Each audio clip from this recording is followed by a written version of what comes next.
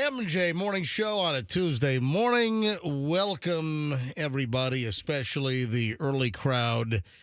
And does this really apply to the folks that then catch up on the show later on by listening to the podcast? It really doesn't, does it? No, it's really... I'm extending a special welcome to the actual early morning listeners, whether you're listening on 104.7 FM, on the actual FM broadcast frequency, or if you are streaming, or watching MJ TV. Why, hey, Andrew, why is this camera jacked every day? Like yesterday, I think it was like halfway through the show, I realized that half my head was cut off. Did you not notice that in there? And I had to like readjust the camera. It's this thing's on a it's festive. We're 2 minutes and 2 seconds of the show and you're already clearing your throat on microphone. Yeah, I want to get it out of the way why are you clearing I mean, it's nonstop. I mean, it's almost like you're not even conscious of you clearing your throat right in the middle of the microphone. All right, I will say clearing your throat is one of those subconscious things. I know MJ does a bunch of those things. He does he's on the mic and you go like, yeah, you do squeaky sneeze things. and you do firework nose, fireworks. I mean, come on. Yeah, MJ's always more observant of other people's sounds than his own.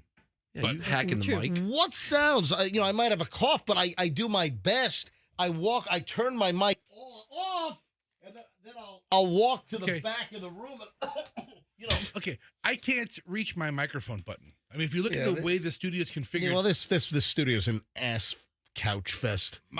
I wish we had an ass couch here. You could move over a couple feet to the right if you wanted to, Not really. really. I mean, the chair does have wheels on it, but Yeah, so is your mic good now, MJ? Is your mic good? Because I did notice that yesterday, too. I went home and watched just a little bit of the it. camera No, position. no, the camera position. not my excuse me, mic. what- The mic, camera. mic. Yeah, I'm my sorry, camera. Camera is what I meant. I wasn't Camera, looking at my screen, but it was a skew. my camera position for MJ TV, my camera was just all jacked. And it was later in the show that I look at the little screen. I'm like, that's not. And then I made an adjustment to the camera, but it's who's touching this thing? Why does anyone need to touch the damn camera? Leave the freaking camera alone. I don't know. Now, granted, it's on a little flimsy stick in here because this studio's put together, like an ass couch fest. I think our night guy Rico does Cameo. And he's, He does OnlyFans in here. Yeah, so I think Rico has his OnlyFans going. And I think he uses the camera for that. Oh, I'm not sure, though. All right, 6:03 at the MJ Morning Show. What the hell was I even talking? Oh, just extending a thank you to the early morning listeners who are actually listening to us or watching us in real time. I highly appreciate that. All right, we have a lot of stuff to get to today. A couple of things right off the bat. When it comes to the Buccaneers this season, did you see the story that the Buccaneers, with this whole new Baker Mayfield contract and the signing of was it Winfield and Dave and Dave? Dave Winfield. No, who's the other? He used to play baseball. So Winfield, and then who's the other guy? Our receiver. Who's Mike Evans. Mike Evans. Yeah. Thank you. All and big contracts. I saw an item yesterday, and I think it was like Sports Illustrated related online, that the Bucs are likely to regress this year and go backward. And I'll get into this later on because I've got the details. They said that last year. Yeah, they did. Well, They did. remember, hold on a minute. Sorry. Last year, Froggy, don't jump until you have all the facts. Sorry. So last year, the Bucs outperformed. And Baker Mayfield very much under the microscope because hasn't he been with like 3 or 4 different teams? And it was finally believed that last season, which was not supposed to be great coming off of Tom Brady retiring, and Baker Mayfield outperformed what was expected last season with the Bucs. And ended up with a fairly decent record. Was it like 9-8 or something? Whatever the went to the playoffs, won a playoff game. Yeah. I mean, so the season for the Bucs was better than expected. But I saw an item last night that most are predicting the Bucs actually regress and go backward this year after spending all that money. Is that really what you want to hear? No, it's not. But you were correct, MJ. Baker Mayfield has been with 3 teams prior to the Buccaneers. Thank you. I mean, it's like this is his 4th team. And the story said that, he was really on the bubble whether he was going to really continue to have any kind of a viable NFL career. And last year, he sort of, put himself back on the map by having a much better than expected. Remember some of the predictions last year that the Bucks were only going to win 1 or 2 games. Yeah, by the same people who are saying that the Bucks are going to regress. Yeah. Sports Illustrated comes out, Bucks are going to win 2 games, and they win a playoff game. So you know what? Let me just deal with this right now. Yes, Andrew, our producer, is raising his hand like he's in 3rd grade. Yes. I was going to say the same thing Fester said. yeah, Which was? These are the same people who said we were only going to win 1 or 2 games last year. Yeah. All right. So here's the story. It's from SI. It's from SI.com. The Tampa Bay Buccaneers went 9-8 in the 2023 NFL season, winning the NFC South and even dismantling the Philadelphia Eagles in the first round of the playoffs. This all comes 1 season removed from having legendary quarterback Tom Brady leading the team. It goes through some of his stats. Baker Mayfield repaired his reputation in the league, leading the Buccaneers with 4,044 passing yards, 28 touchdowns, 10 interceptions. His fiery play helped the team establish a culture, even if things came for them late in the season. And, the story just goes on. The 2023 season was Baker Mayfield's last shot to prove he could be an NFL starting quarterback, as he became the first quarterback in league history to start for 4 different teams in the span of 2 calendar years. well, He's a journeyman. So he was on the bubble. I mean, this was like make or break, it seems, for him. listen, What do you mean, no? I don't feel comfortable. Make it or bake it. Yeah. That's what I think. I don't feel comfortable talking to you, a football novice, when I can talk to Gene Deckerhoff. Oh, yeah. Is he Yeah, here? he's here. Yes, All right, I am here. Play man for the Hanging Buccaneers. under the desk. Gene, what do you think about this report that the Buccaneers are going to regress in the 2020? I think it's a touchdown, Buccaneers. I mean, Gene, this is a bunch of crap. A touchdown, Buccaneers. I mean, do you think Baker Mayfield's going to regress? What yard line? Touchdown, Buccaneers. What yard line? 20, Then? 10, 5, touchdown, Who was Buccaneers. it? Cadillac Williams. See, that is expert Buccaneer commentary. That's right. It's a there. touchdown, Oh, here's Buccaneers. MJ reading a Sports Illustrated article, but no, we got Gene here. Anyway, Expert. I just thought it was interesting that all this money was spent on Baker Mayfield, on Mike Evans, the Winfield deal, and the Buccaneers are likely to regress in 2024. Listen, Yeah. right now, if the Sports Illustrated wants to say bad things, please, they'll probably win the Super Bowl. Yeah. We're going Yeah. all sports talk here on the MJ Morning Show. And you know who's not accountable if they do well? Sports Illustrated. They're not going to come back and tell us at the end of the season how they screwed up. Yeah, well, they did last year because they predicted like 1 or 2 wins for the Bucks last season. Busy show today. Hey, there's more sort of football related coming up. There was a Giselle story I did not get to yesterday. I felt bad. Gene, are you a big fan of Giselle? Touchdown, Buccaneers. So, I don't know if you saw this, but Giselle was seen with Jiu-Jitsu guy on Father's Day. Hang on. Let me grab traffic before the intro music runs out. What's going on there, Pat? Still north and south.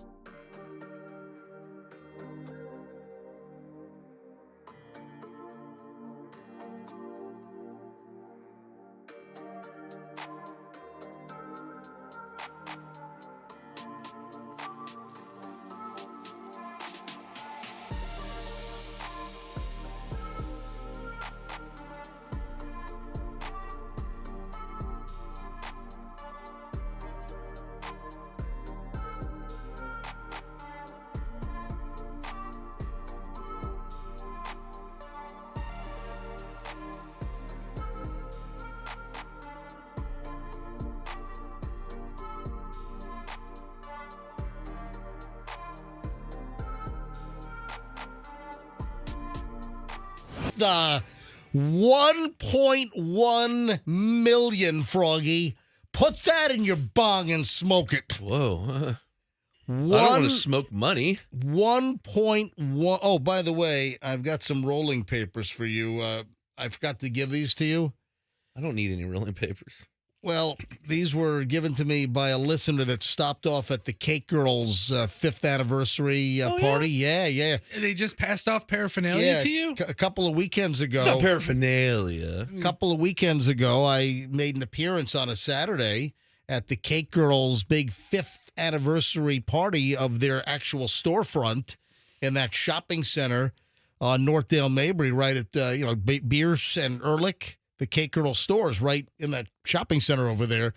And a bunch of listeners came by as I made a rare MJ appearance. And a listener who I guess promotes concerts, like local concerts, dropped off. Actually, hey, where's my stack of stuff here? Hang on a minute. A bunch of concert flyers or stuff? Yeah. Anybody we heard of? Well, hang on a minute. Fester, I know you like lanyards. Oh, well. Here's a new lanyard. I don't know that I need a lanyard. This is, what does this say? Add it to your collection. Well, not really a collection. I think this listener that stopped by the Cake Girl celebration, I think her concert promotion sort of specializes in reggae acts. And if you look here on the lanyard, it says Reggae Rise Up Florida. Oh, wow. Look at this. Throw it over. So here, I'm going to give Fester this lanyard. So that's a gift for you because you're a lanyard wearer. Sure. And am. I know who this is. She puts on concerts, reggae concerts. Do you really know? You just repeated one of my favorite artists is she brings to town. Who's that?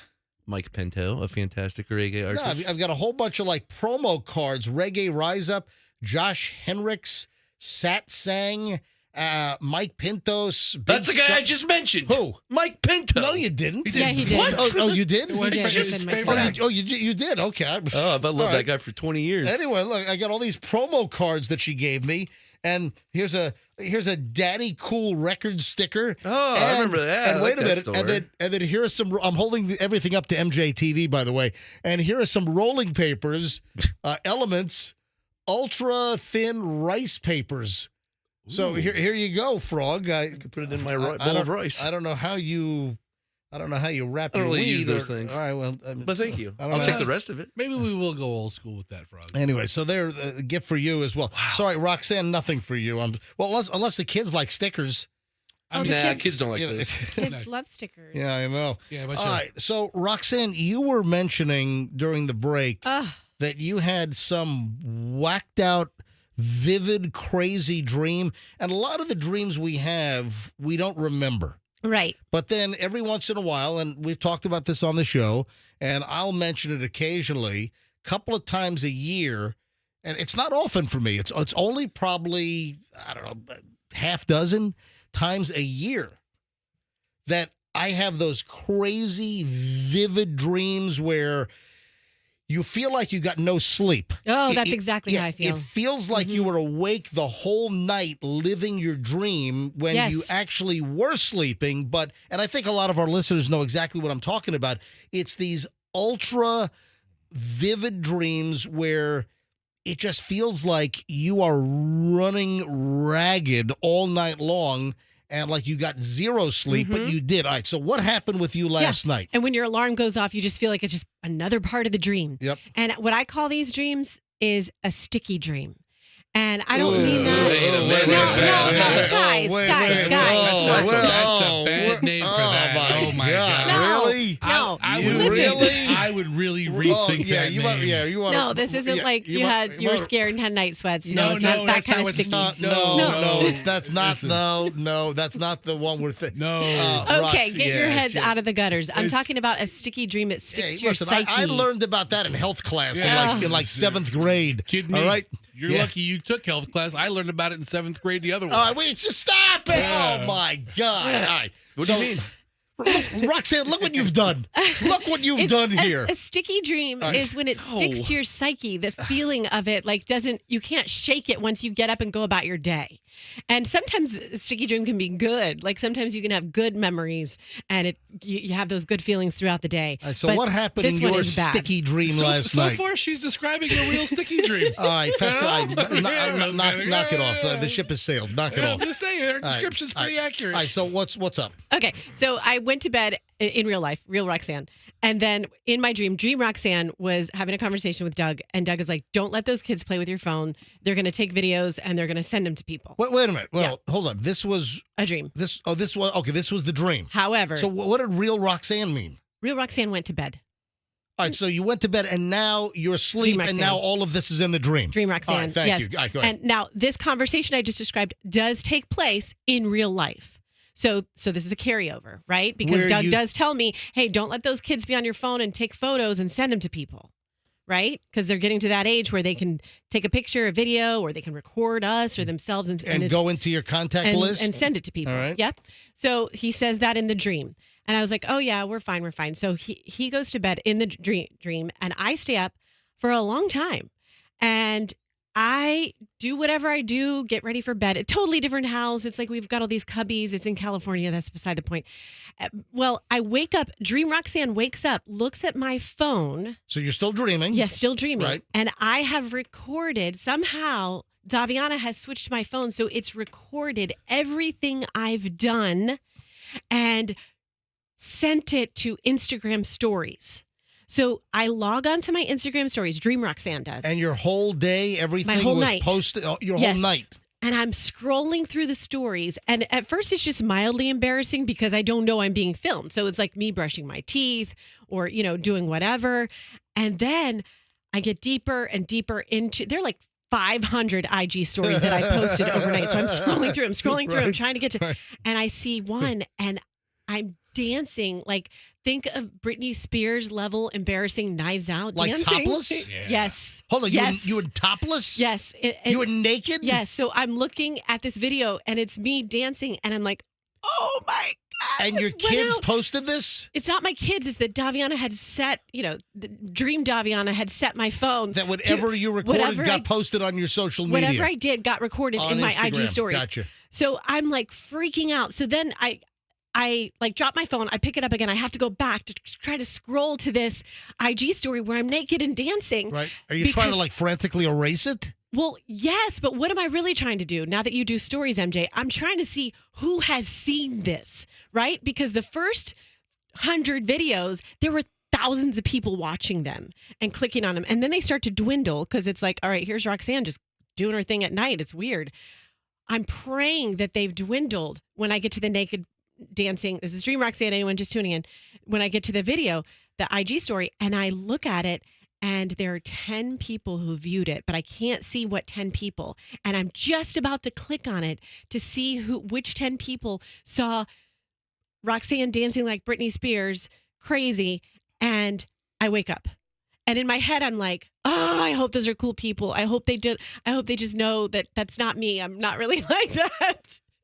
Wow. And then it like stuck with me. So what's the first thing I did this morning when I went and looked at my phone? Made sure you that made sure that you didn't have any wacky Like- stuff posted on your Instagram from overnight, like you dancing with your tatas out. Whoa.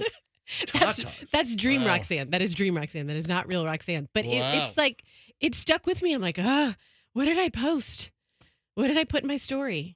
That's like when I dreamt my wiener fell off. I woke up for a few minutes. I was like, I was kind of freaked out, like touching All it. right. By the way, it took only 29 minutes What? for Froggy to use the word wiener on the show. I did. You remember the dream I told Yeah, you? It was very horrifying. It took only 25 minutes. Oh, wait a sec. Andrew's telling me that we have a dream interpreter for Roxanne on line 4. Yes, hello, Maurice. Hi, Maurice. Can I speak to Roxanne, please? Hey, Maurice. Thanks for. Hi. Hi. Let me tell you right now that your dream means that you want to abandon your family because you hate them. No, it doesn't, Maurice. I think he's you right. want to abandon your kids, leave them momless, and wondering where you went. It's a good idea, Maurice. And is your husband? What's his name? I see a D. Is it Dan? He is a D. Yes. Maurice, no, he's not. If you just heard my story, What's your husband's name? Doug, if you just listened to my dream, Yes. Is you he heard. bald? Boy, Maurice, you're good. You're on it today.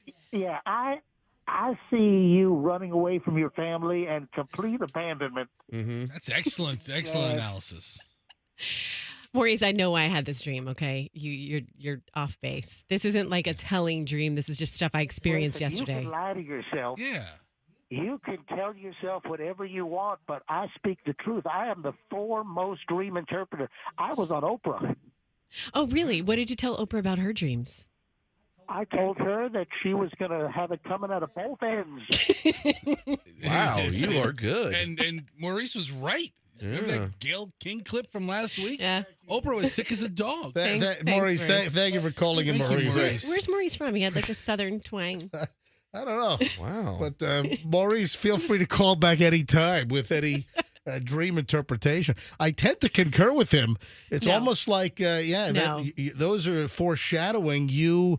You know those like mothers or fathers that just abandon the No. family? Yes. Nothing to do with that. Yeah, I think, didn't abandon anybody in that dream. I think, but no, that's the building blocks right there. No, I That's know what it was. This is what it was. Before I went to bed, Daviana was massaging my feet, and she's hilarious the way that she does it. No, it's so cute. And she's just like, she pretends like she's at a spa. Right. And so I thought to myself, oh, this is funny for IG. And then I thought, no, it's not. This is too intimate. She's No, no, no, pretending no. that she's running a spa. a massage spa on Kennedy. No, not that kind. It's just a normal spa. 6:32 at the MJ Morning Show.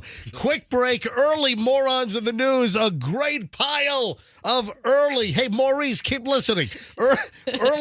Early morons in the news next here on the MJ Morning Show on Q105. Weather type.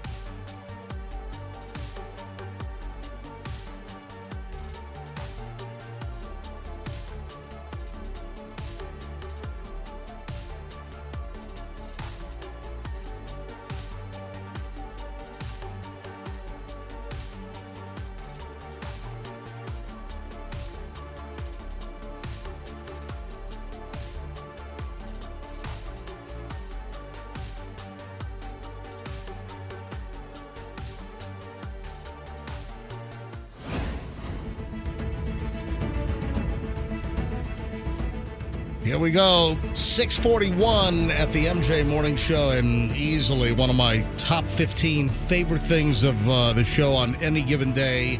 It is time now for Morons in the News. From the MJ Morning Show World Headquarters in St. Pete, this is Morons in the News. A couple of goodies here today. Pretty Florida-centric as well. We've got a Florida dude accused of DUI hit and run, and then it gets nutty after that. Road rage down in Cape Coral. This involved the Cape Coral Police Department responding to a hit and run. Happened last weekend, Sunday. Suspected drunk driver fled from a crash, then punched a maintenance worker. That's no good. And then headbutted a police officer. Oh, a headbutt is always nasty. My God. If you get it right. Let me ask you a question. Why is it that the headbutt hurts the recipient but doesn't hurt the actual Well, because you use Headbutter. the hardest part. Have you ever headbutted anybody? No, I haven't. What? What kind of question is that? Have I ever headbutted In a anybody? fight, a headbutt. I've headbutted a guy. You hit him with this part of your head, and you bash their nose in. Yeah, I mean it's You're the not hard. hitting. You're not going head to head. You've headbutted somebody? Of course. Have you ever been in a fight? I bite. I headbutt. I grab wiener and twist What, it. what is Sorry, number two. What is wrong with you? No, that's the way to fight. I mean, fighting is fighting. If you're in a fight, you got to be in a fight. You got to grab it. For those that are new to the show and you're still trying to figure out who's who, that's Froggy with the headbutting and the wiener twisting and everything. What is? Yeah, I'm the one. I have never been in a fight in my entire. What? Really? I might have had a scuffle or a skirmish. Yeah. When You've I was never been punched? when I was a kid. No, I've never been punched. I'm bringing in my boxing gloves tomorrow. I've never been punched. listen, What's the MJ. matter with you? You know, anywhere, anytime, something can escalate, and suddenly you're laying hands on people. I don't think Oh, you yeah. can even throw. I can't even imagine him throwing a punch. He probably throws a punch like a I bet you know, you. those buggy whip No, arms. I bet you MJ be scrappy. Yeah. Anyway, Cape Coral police responded to this hit and run. Got a call about a white pickup truck involved in an accident, smashed into another vehicle, then fled the scene. And then there was another call that came in regarding the same white pickup truck with its front tire shredded and, sparking up the roads and everything. And it was driving at a high rate of speed with a blown-out tire through a residential area. A witness then was able to flag down the cops and said that, hey, that driver up there is acting crazy. The driver, identified as Juan Lago, 38, yep, What are you doing? he and his truck were spotted at a Circle K down in Cape Coral. He was described as being aggressive. This is according to the Cape Coral police report, which I have in my hand right here.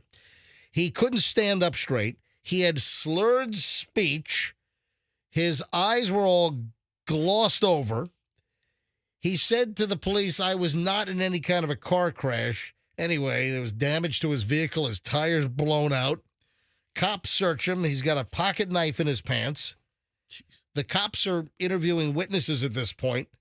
And then, according to the police report, Lago then stopped at a liquor store. He bought a shooter of Fireball. Just a little one. And then he went back to the store later, apparently completely blast-ass drunk, and then asked the employee if they liked Muslims. Okay. He said he was an ex-Marine. All right. And Juan?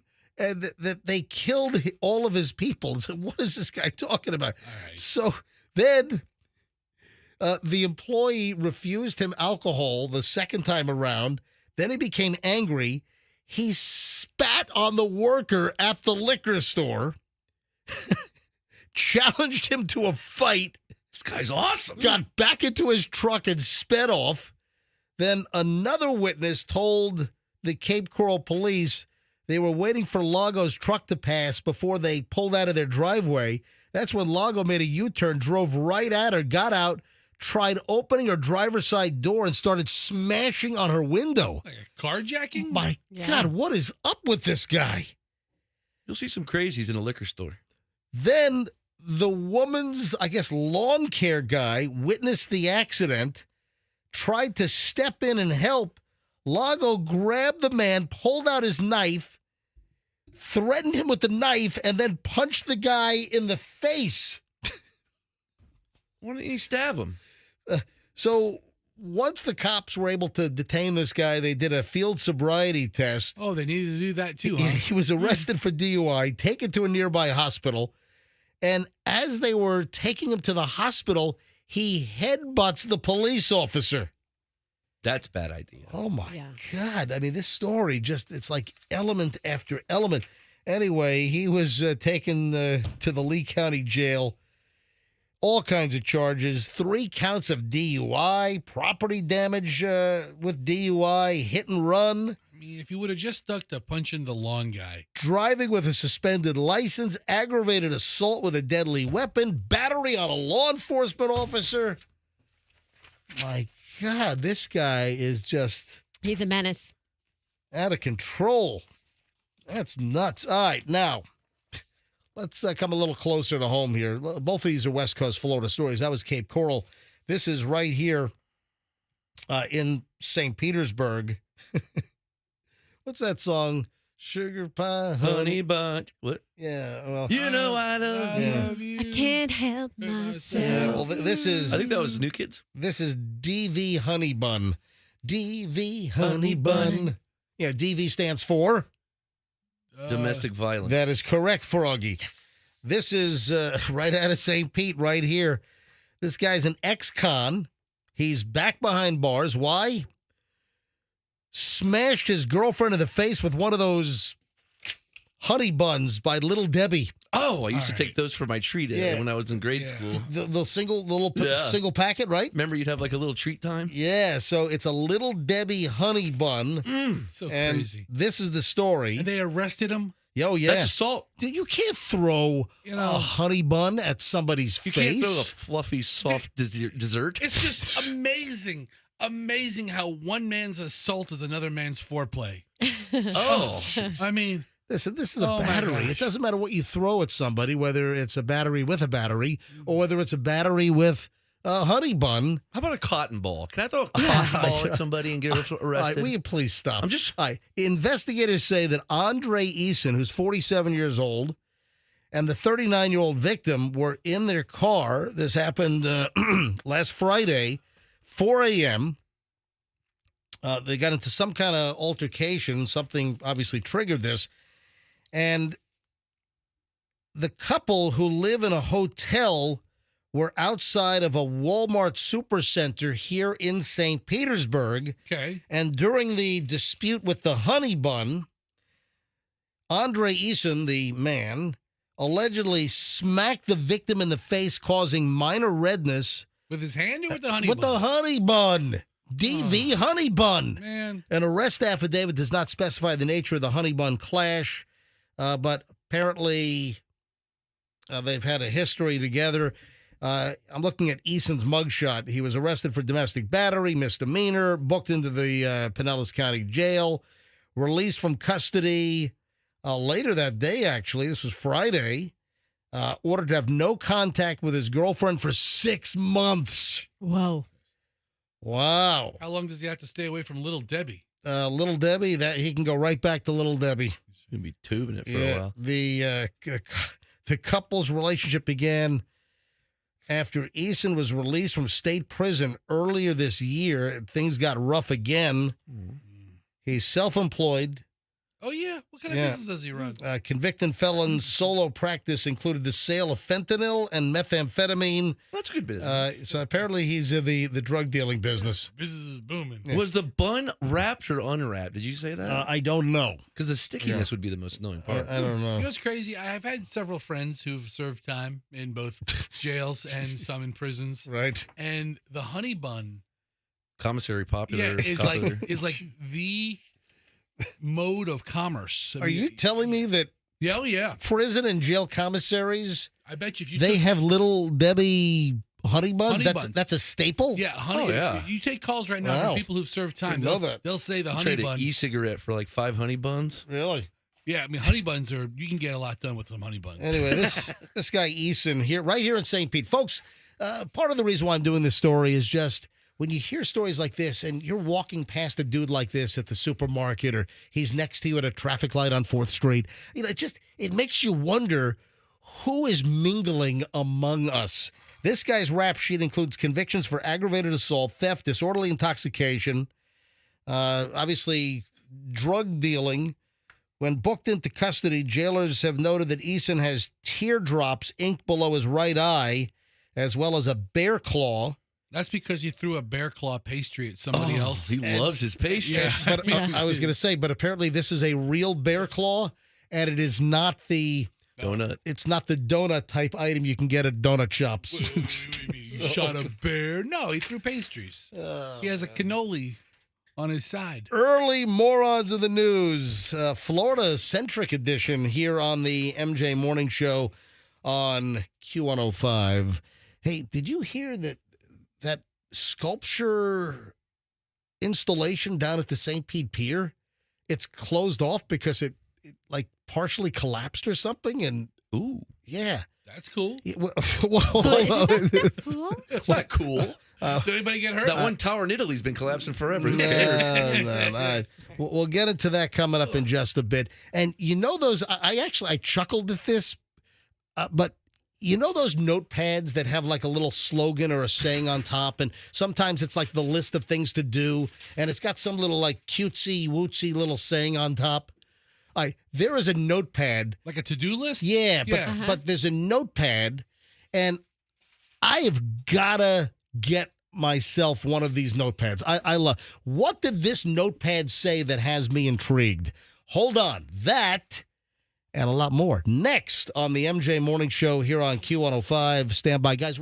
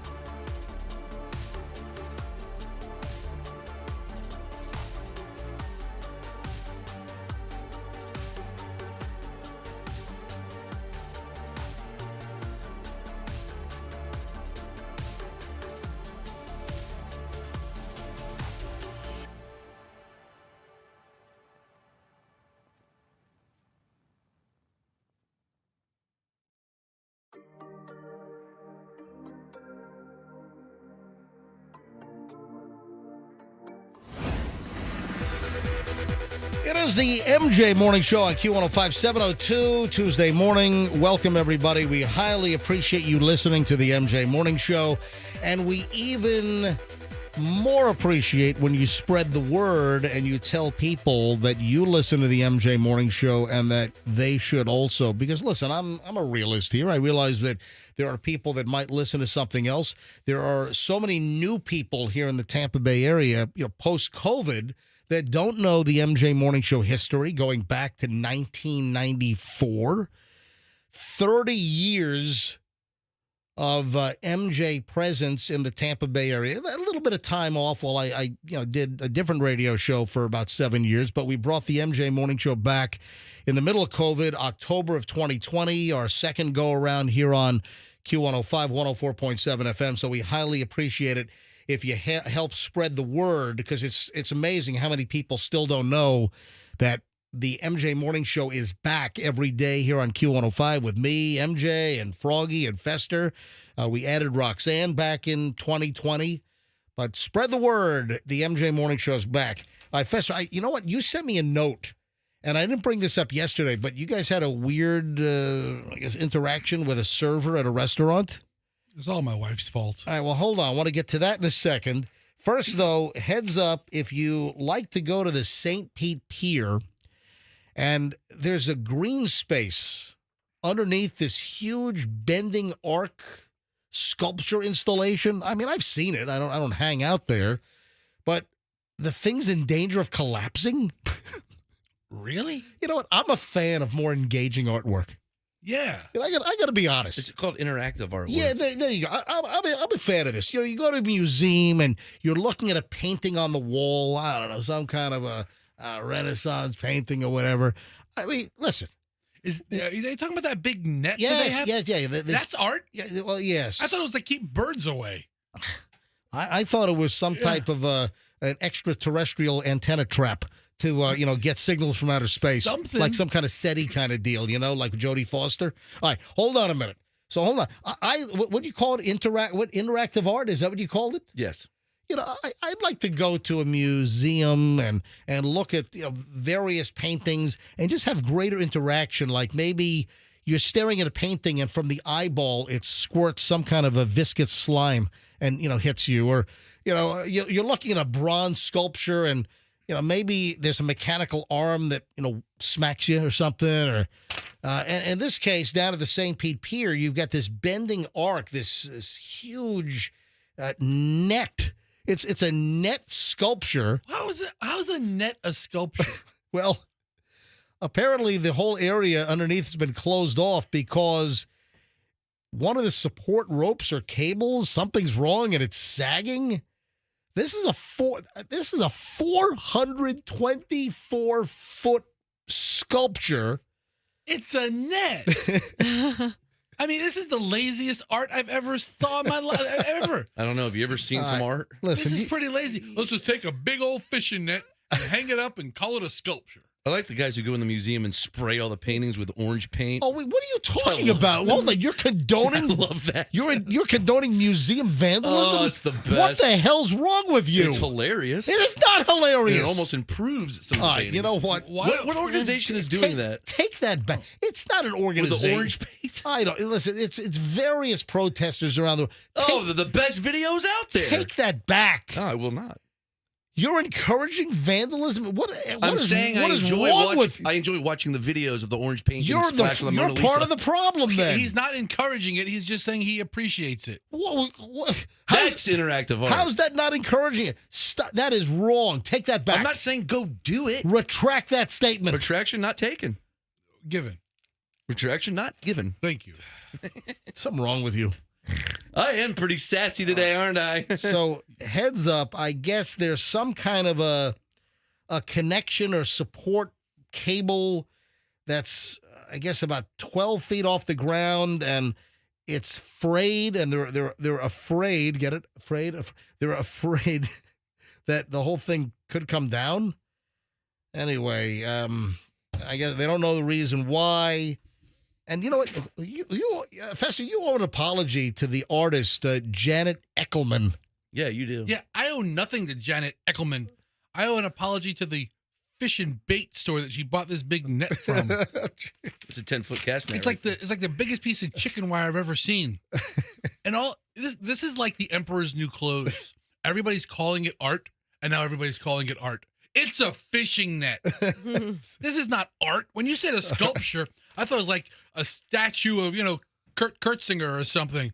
But no, it's a fishing net. It is kind of odd, but dude, there's a guy that eats paint and vomits it on the canvas, and it's vomit art, basically. I'd rather see that's that. art. Vomart? Yeah, they call it. I mean, everything's Vomart. People think anything's art. You throw paint on the thing. I don't know where to find this. I'm guessing that a quick internet search would probably produce this, but I didn't take the time. I don't know which Aldi this happened in, but we've all seen, we got a ton of these pads at our house. I don't know where they come from. We've got a drawer that has just a million pads, like the things to do pads. Oh, yeah. I love those. Where do they come? Well, Like a guess what? Post-it note? I have got to get a hold of this pad. So this video was posted on social media. A person finds one of these like notes with just things listed on it on the ground on the floor at Aldi.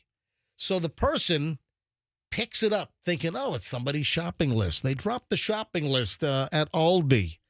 They pick up the note from the floor at Aldi. They open it up, and the header is, people I want to punch in the face. And then it's got the lines. I got one for you. Do you want me to order you one? I found it. Did you find? Like I said, I'm sure it's easily searchable. Yeah. I didn't look it up. It is available. It is available. It's got. Look at this. I'm gonna hold this thing up to MJ TV right now, and it's got little punching It's got little punching or boxing gloves. It's got boxing gloves on either side, and then the header is people I want to punch in the face, and then there are names listed: Sam, Donna, Hunt. Hunt really deserves a punch. Emma at 12 p.m., Hunt at 3 p.m., Joe at 4 p.m. Yeah, Sophia, Sam, Donna also listed without assigned times, but it's a list of people I want to punch in the face. How much is this pad? And They're a variety. Who's selling it? Anywhere between. I found a ton of them on Amazon. You can buy one for $3.95. You can buy one for $7.99. The $7.99 one has it's like a little artsy looking cover to it. It's so the people I want to punch in the face list. Yeah. So readily available is what we've discovered. I just saw this. I just laughed. I thought it was funny. A list of people you want to punch in the face. I love it. All right, Fester. Yes. What happened with you guys on the server? What happened? This was over the weekend? Saturday night. Saturday night. Yeah. Yep. We go to a restaurant. Go to a restaurant. Saturday night. Yes. We've been there, I don't know, 10 times before. What type of restaurant is it? Casual dining. Now I don't want to say the specific place. Well, you're gonna get specific with the server's Right. name. So I don't want to So you don't want to be specific about where it was and then also use his name. Right. What happened? We order the meal. We order the drinks. We order an appetizer. What kind of food is it? A little bit of everything. You want it, they probably got it. Is it a one-off or is it a chain? There's a chain. I can't give you too many more Like hints. nationwide chain? I haven't traveled the whole nation. Jeez. All right, go ahead. It's a pretty big chain. All right. The server's name is Yusef. I thought you were going to say useless. Okay, so Well, I think that's where this is headed. he was terrible. Oh, really? He was really Sorry. awful. So Allison starts calling him useless. To his face? No, well, hold on. At the table, because we're having, Oh, not to his face. I think we're about to get to the problem. we're having husband-wife banter. And she's Yeah. like, Where's useless? That's perfect. Yeah, we ordered a couple of drinks. Does he have a name tag that says Yusef? It took forever for the drinks to come out. I wonder if Yusef is a student at USF. I was thinking that. Too. And they Yeah. were very, somebody walked us to the table and said that, and looking at us eye to eye, the person said, Yusef will be your server. And then Yusef comes and goes, hello, my name is Yusef. So we know his name now. And Yusef was useless. And Allison kept calling him useless. And I'm facing, usually Allison likes to face the crowd and I have to face the wall. If Yeah. you go to a restaurant, we're booth sitters, we don't sit same side. Allison always wants the better view. I'd like to sit with a view of what's coming at me. Right. Me too. I don't like my back to the door. No. I want to see if something's happening. You like mafia style, yeah. I don't want to be shot in the back of the head. No. That's like mafia style. Mhm. Yeah. I'm the same way. Yeah. However, the ear equity of having to listen to Allison bitch about it isn't worth it. I want to see the guy coming up behind me with the piano wire. All right? All right, So- go ahead. But in this case, the other way, the facing the crowd way was like 1.5 inches bigger, and I'm fat, so she let me sit on that side, so I had a little more room, and so I'm facing the crowd, so I could see where Yusef is or if he's coming. And she would say, "Is Useless on his way? And do you see no. Useless out there?" And she brought it up a couple of times. And it became a funny joke, and then finally, Yusef comes out with the drinks, right? And Oh, he even says, hey, sorry for the delay. Here's your drinks. And Allison looks right at him and says, thank you, useless.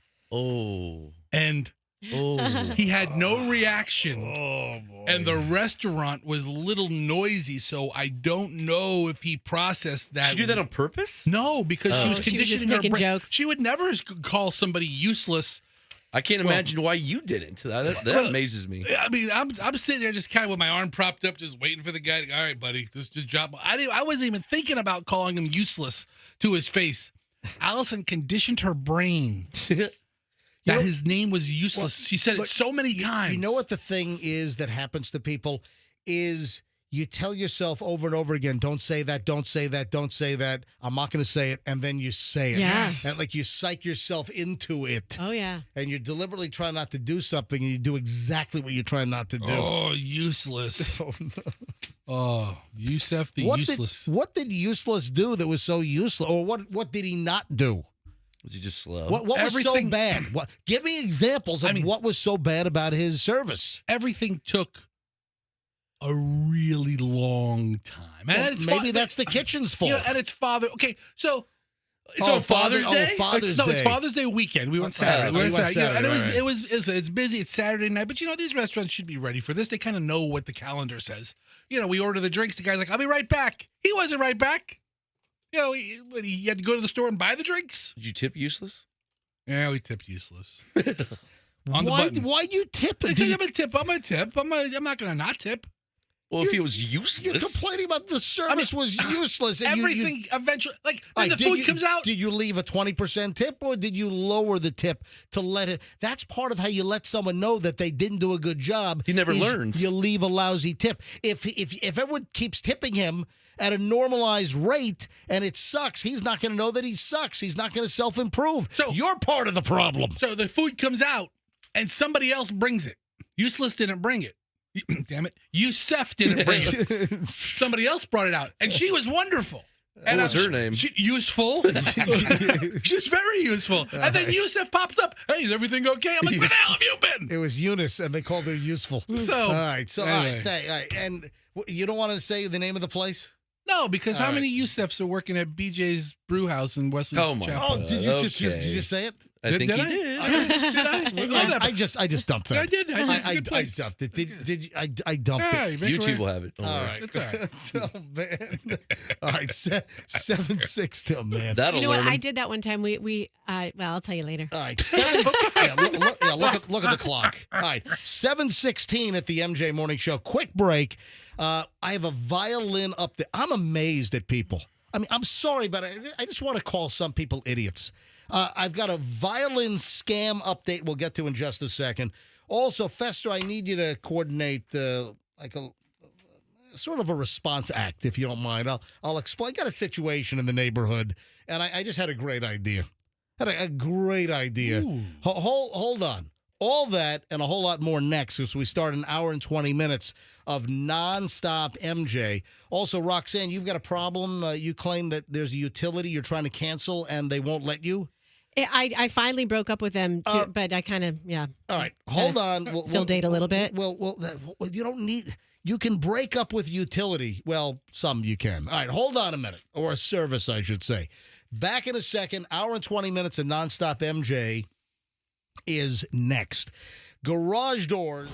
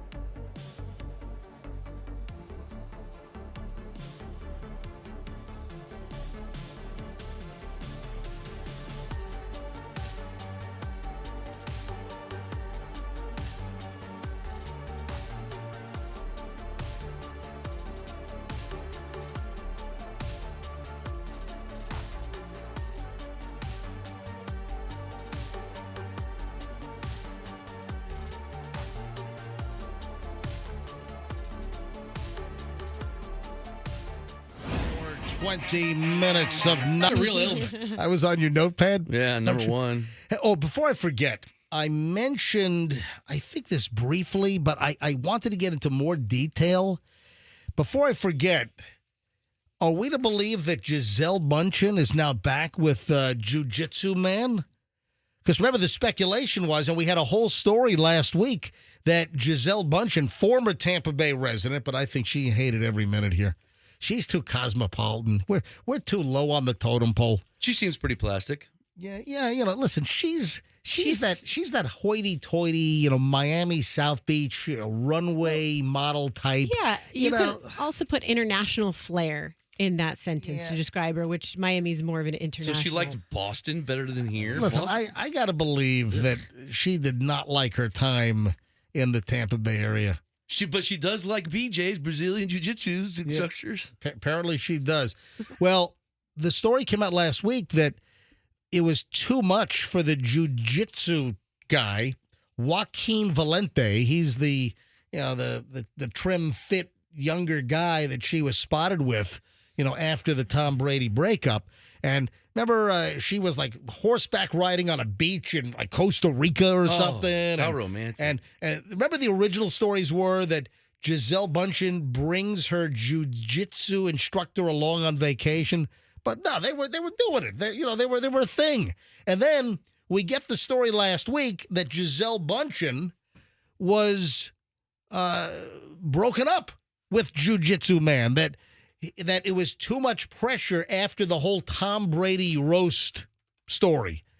That because he was, Gisele and they were the butt of some of the jokes during the roast, and that it was too much, and that So it took a little time to get over it. Now they're back. But now apparently the rumors of a split may have been premature because there was another story over the weekend. New photos emerged that they were, I guess, walking hand in hand, and that the supermodel couldn't keep her hands off Mr. Jiu-Jitsu as they walked over the weekend on Saturday along the beach in Surfside, South Florida. Remember, Surfside's where that building, remember that awful building collapse? Oh, yeah.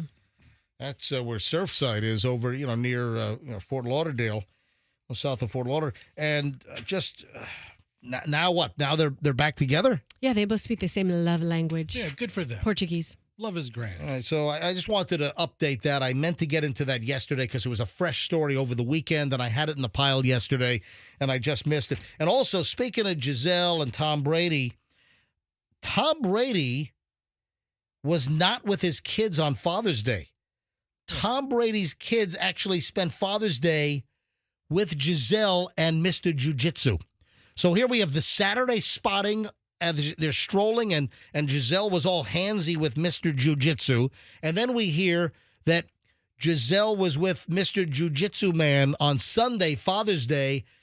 The kids were not with Tom Brady, Dad, on Dad's Day. The kids were with Jiu-Jitsu man. Is he like is he the new martial arts step-in dad, or what's going on here? I don't know. And what does Tom think about this? I don't know, but did you know how she got together with her jiu-jitsu boyfriend? I'm sure we talked about it previously. I just thought it was interesting because it was her preteen son. Previously on the MJ Morning Show.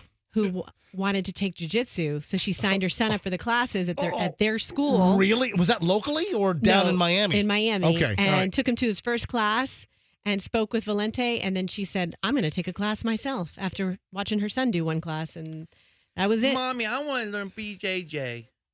What? Brazilian Jiu-Jitsu. How old's the kid? Like 10? Preteen, yeah.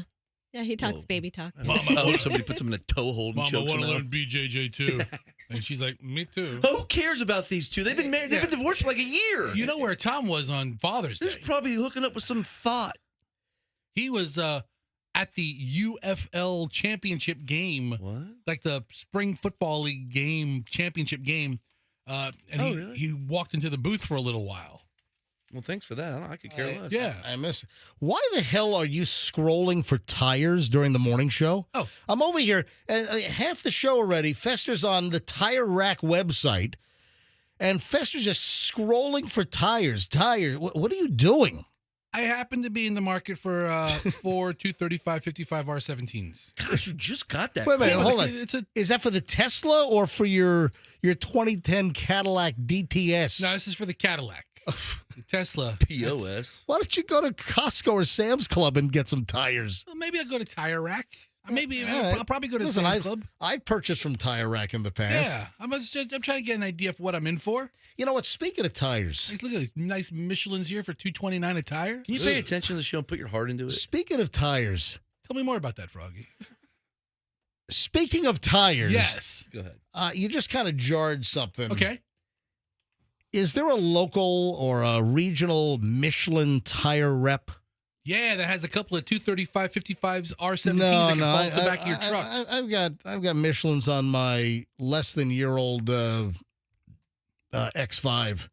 You know, they came with Michelins from the factory. I like Michelins. I've always had good luck with Michelins, but not this particular set. Well, they're not wearing right? Ooh, yeah. Anyway, listen. I before I go into anything, Are you rotating them?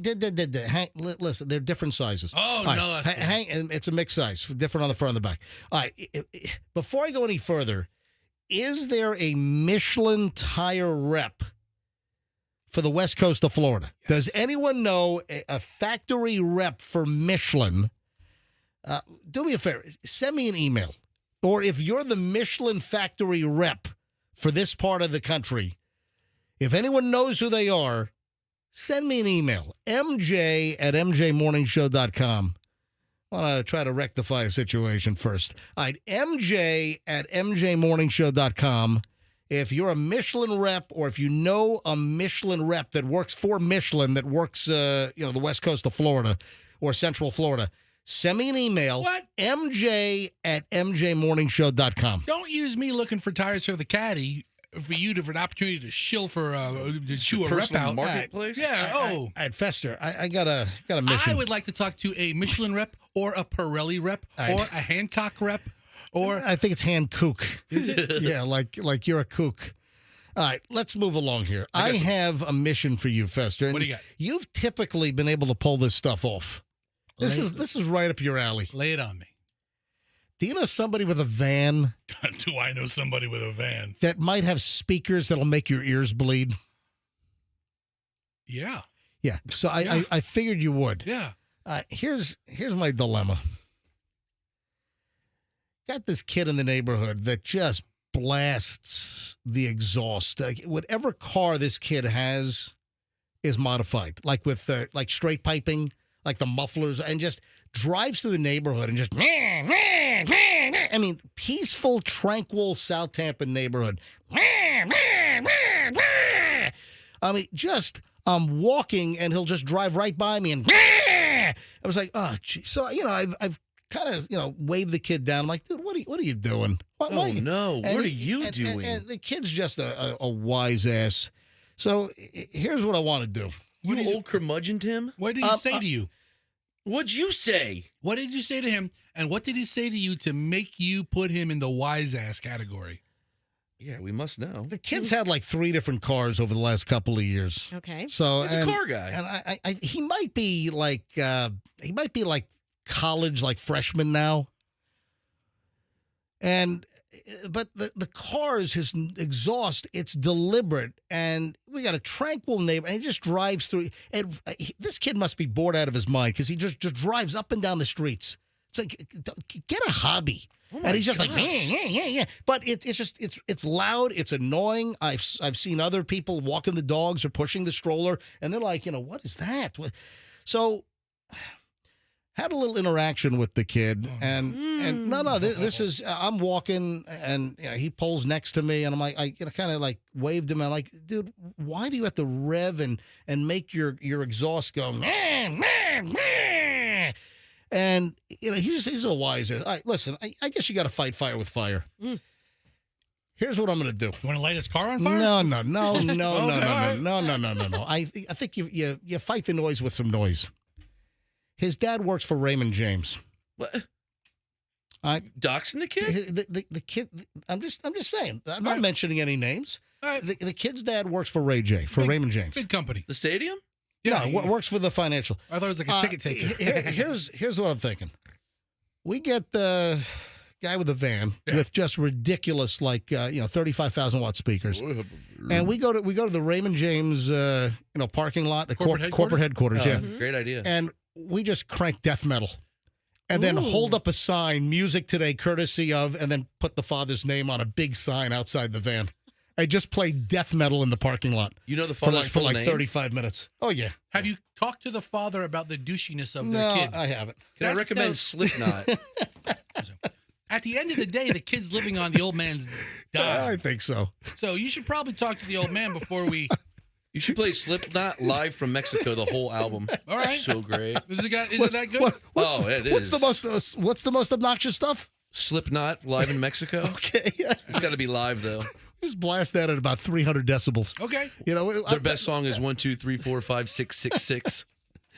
So dad's going to get it for not controlling his son. That's what I'm thinking. Anyway, hey, I've got a violin update. And Froggy, you got a violin update, right? Well, I pitched you a violin idea that we need a violin for. Do you have a violin now? Yeah, well, this was after I shot the video of the phony violin guy. Well, that's what sparked the idea. That's what sparked the idea. So, folks, we've got 2 components here. I've got an update, and I am shocked. I say, at some people's response to my video of the phony violin player. Now, this is something we've talked about numerous times. We've talked about this for a couple of years now. It comes up occasionally. I don't know, maybe once a year. I think we first talked about this 2 years ago on the MJ Morning Show. And I don't know where it started, but it happens all over the country. I get reports, oh, yeah, I just moved from Orange County, California. These phony violin players are all over them. It's a nationwide thing. It's a network. I don't know if there's like some kind of a a website, phonyviolinscamartist.com, where they kind of set you up with the whole deal and, the fake violin tracks and, you can buy the speaker and the violin and the wire and all. So, folks, many of you have probably seen the phony violin players. They'll set up in a Walmart parking lot, a supermarket parking lot. And the latest that I saw was last week, the phony violin player was set up not in the Publix parking lot in South Tampa. This is the newer Publix that went where the Sports Authority used to be on West Kennedy, right across from West Shore Plaza. So there used to be a Sports Authority there. Now it's a Publix, it's a smaller Publix. And the phony violin player was not in the parking lot, but was right across the street. There's an office building right across the street, and he was on that side, but blaring. I mean, really just, listen, I can play the audio. I can just go to my Instagram quickly here, and I can play the audio over. Here we go. I'll play it over my speaker. Here, listen.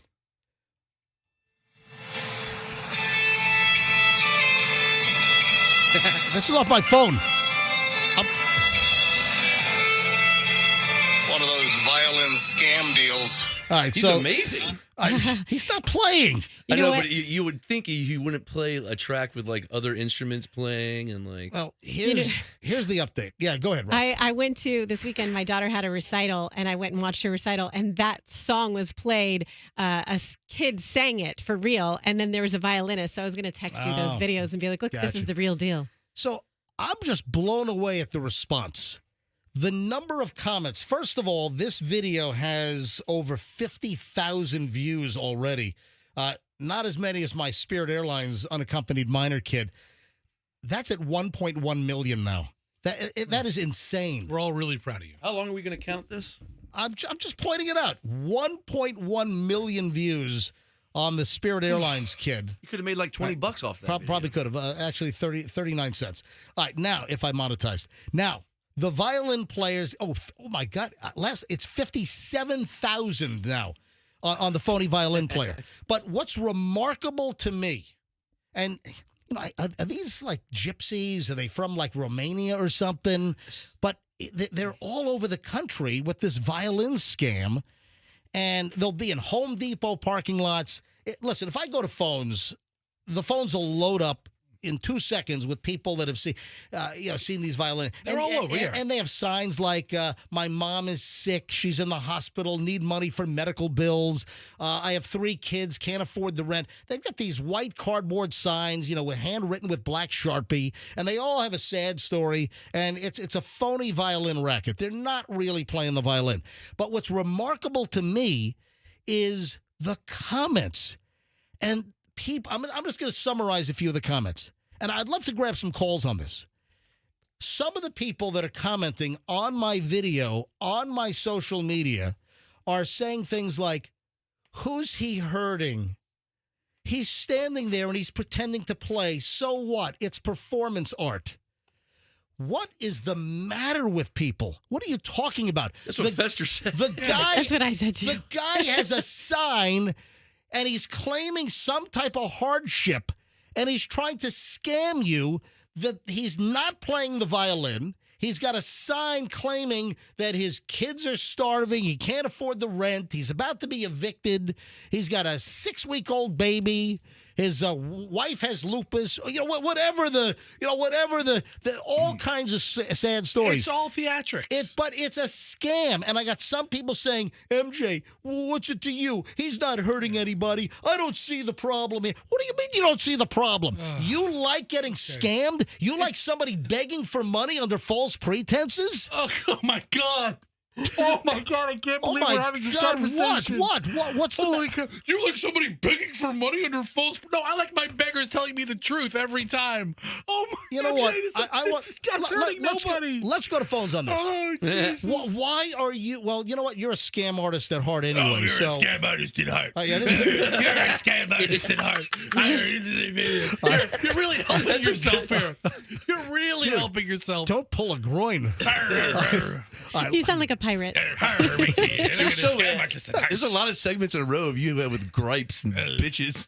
Shiver me timbers. I'm just saying, I'm You looking. want to kill the kid in your neighborhood? The people you want to punch in the face to do list. Listen, there are 449 comments on this video that I have.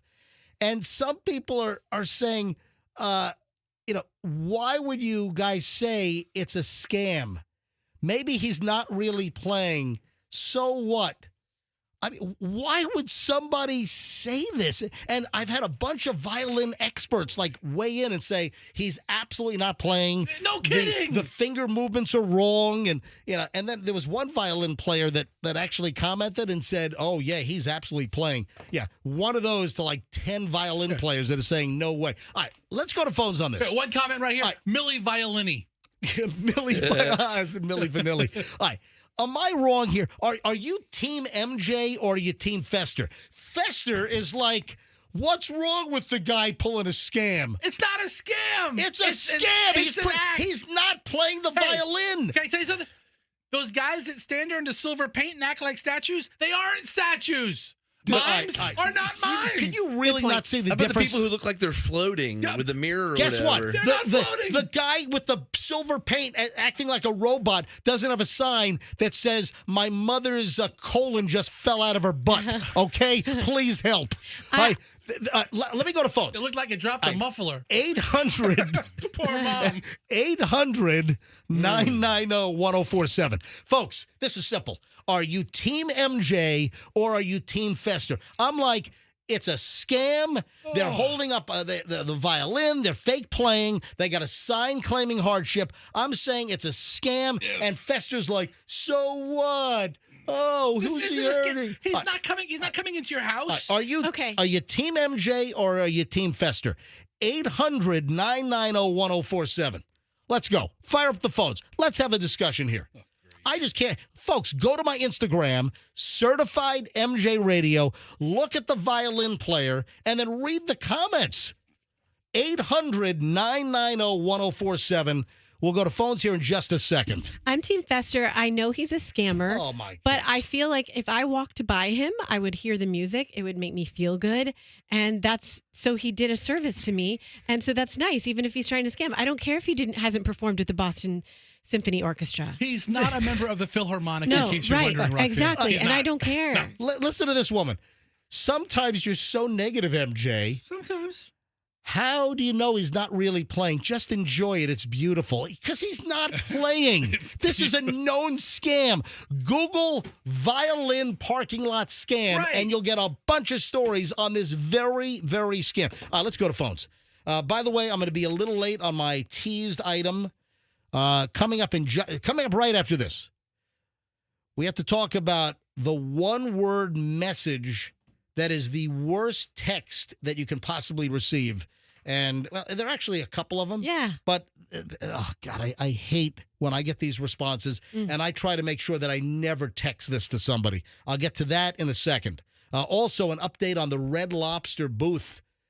2 college brothers delivered it to the house yesterday. Got video on that as well. First, let me go to phones. We'll start with Lloyd in Brandon. Hello, Lloyd. You're on the MJ Morning Show. Good morning, MJ. I'm all Team MJ. Let me tell you why. I was sitting in January in front of one of the malls in Brandon, and with the violin and his. I like that your phone is in and out. Try to aim it toward a tower. But what I surmise is you're at the mall in Brandon, right? Yes. Okay. And what happened? Yeah, go ahead. Yeah, he's sitting there in January. It's cold, and his wife is there with him, holding an infant, swaddled up.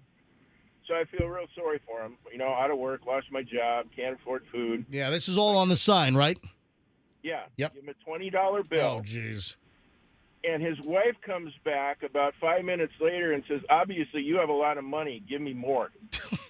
Oh, no. Oh, yes. And he's playing the violin out of the speaker, right?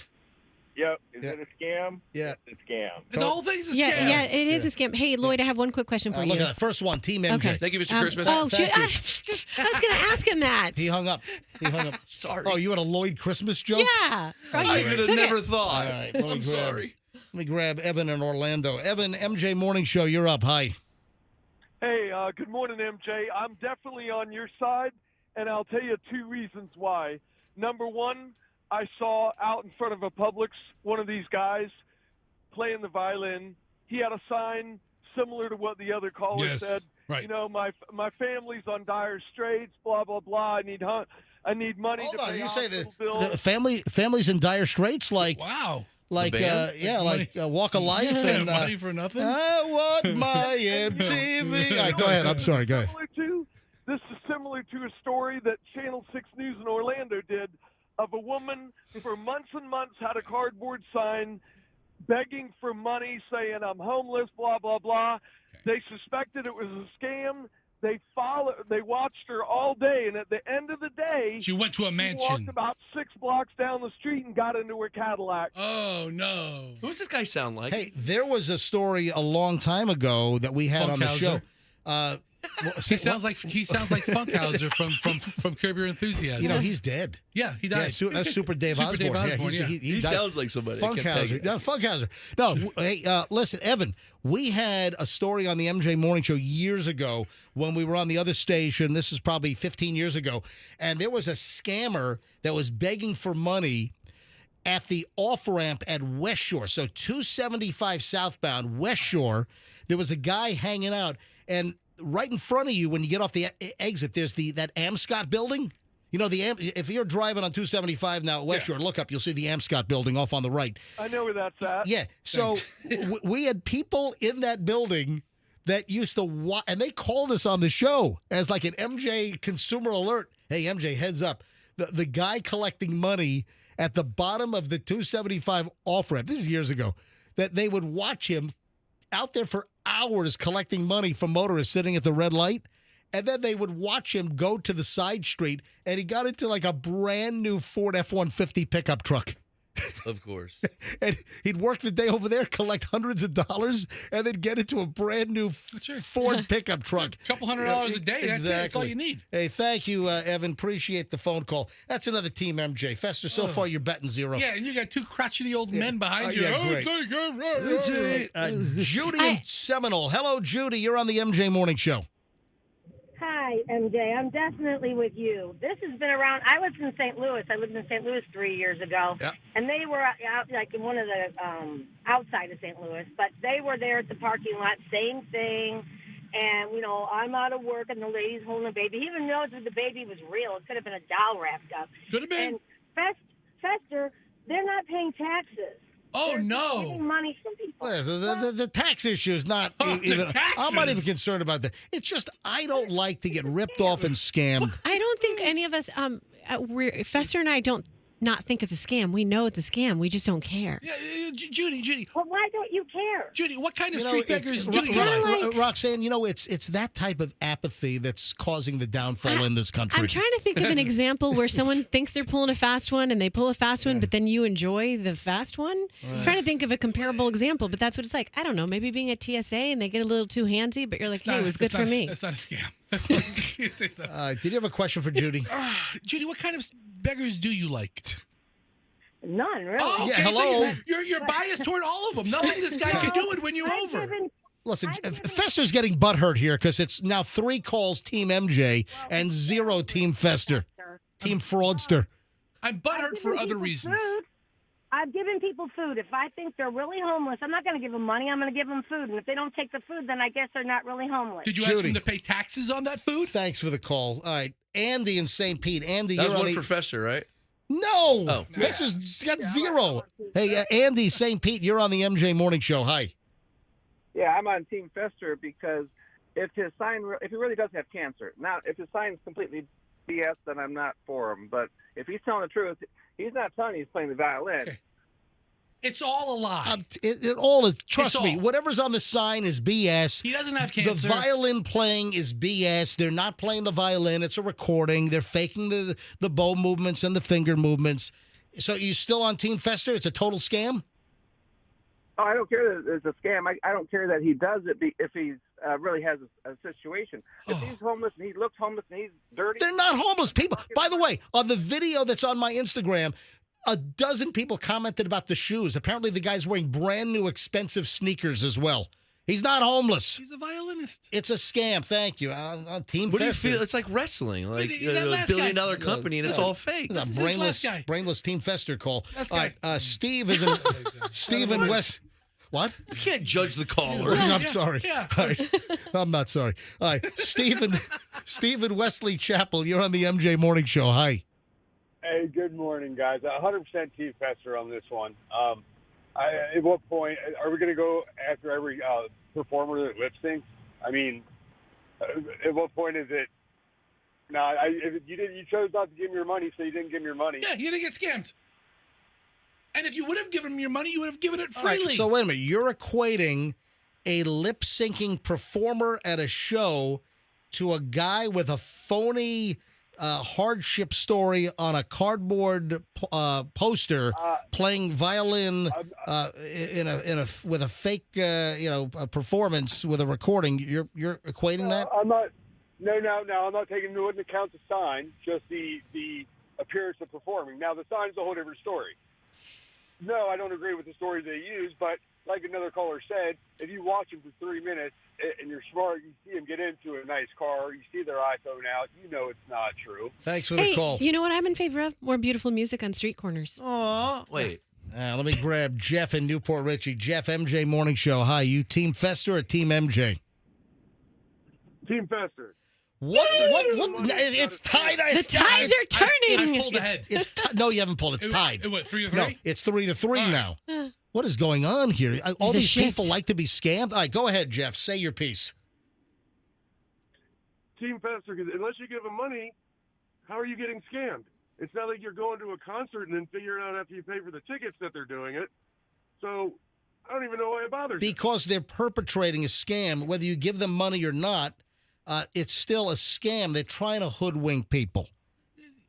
My car insurance company's a scam. I mean, everything's a scam. All right, thanks for the Yeah, call. come on. All right, let's grab Jessica in Claremont. Jessica, MJ Morning Show. Hi. Hey, good morning. So my question is, what is the difference, the false pretense, right, of somebody doing a fake performance and holding up a sign that's, a lie to get money, and people who do the GoFundMes? Because those people get prosecuted when they're lying. Well, because a lot of the GoFundMes, most are real. Do you have some scammers that take advantage of people with a fake GoFundMe? Sure you do. Listen, buyer beware, be cautious. But a lot of the GoFundMes are for legitimate causes, and they're provable causes. Sure, right. But the ones that aren't, my point is that when it's not, those people get prosecuted, right? So not only is it ethically wrong to, under false pretense, collect money, right? So I'm Team MJ on this because, not only is it ethically wrong on some level, at some point it's also illegal. So these folks who are standing out, with a sign or pretending to do something, sure, it's ethically wrong, but I don't think either are right.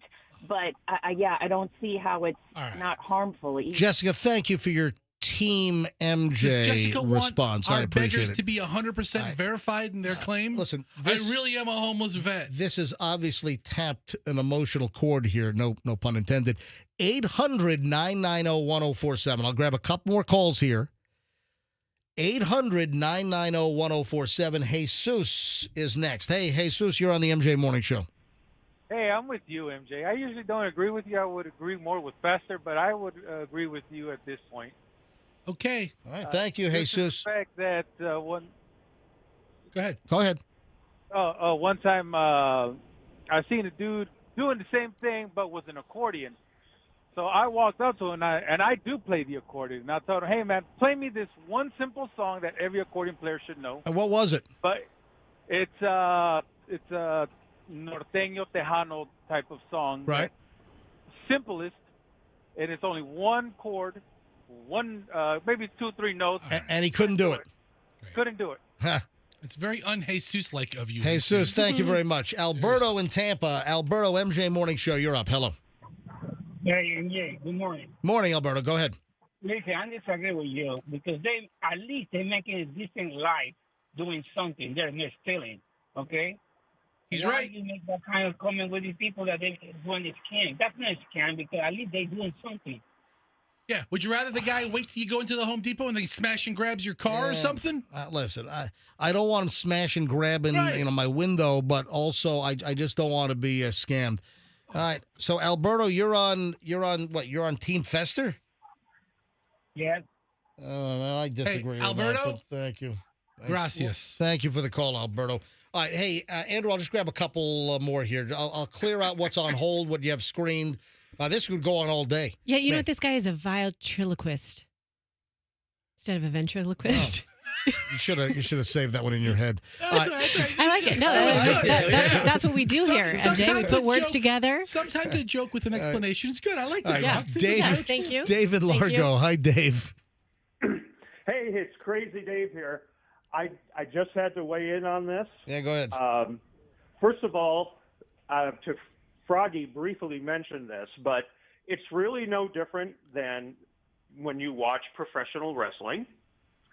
You know, I mean, everybody knows that's fake, and it's not a big deal. It's for entertainment value. But they know. But the violent scammers are trying to pretend they have a hardship, that their baby is hungry, they're about to be evicted, and they're trying to push the fact.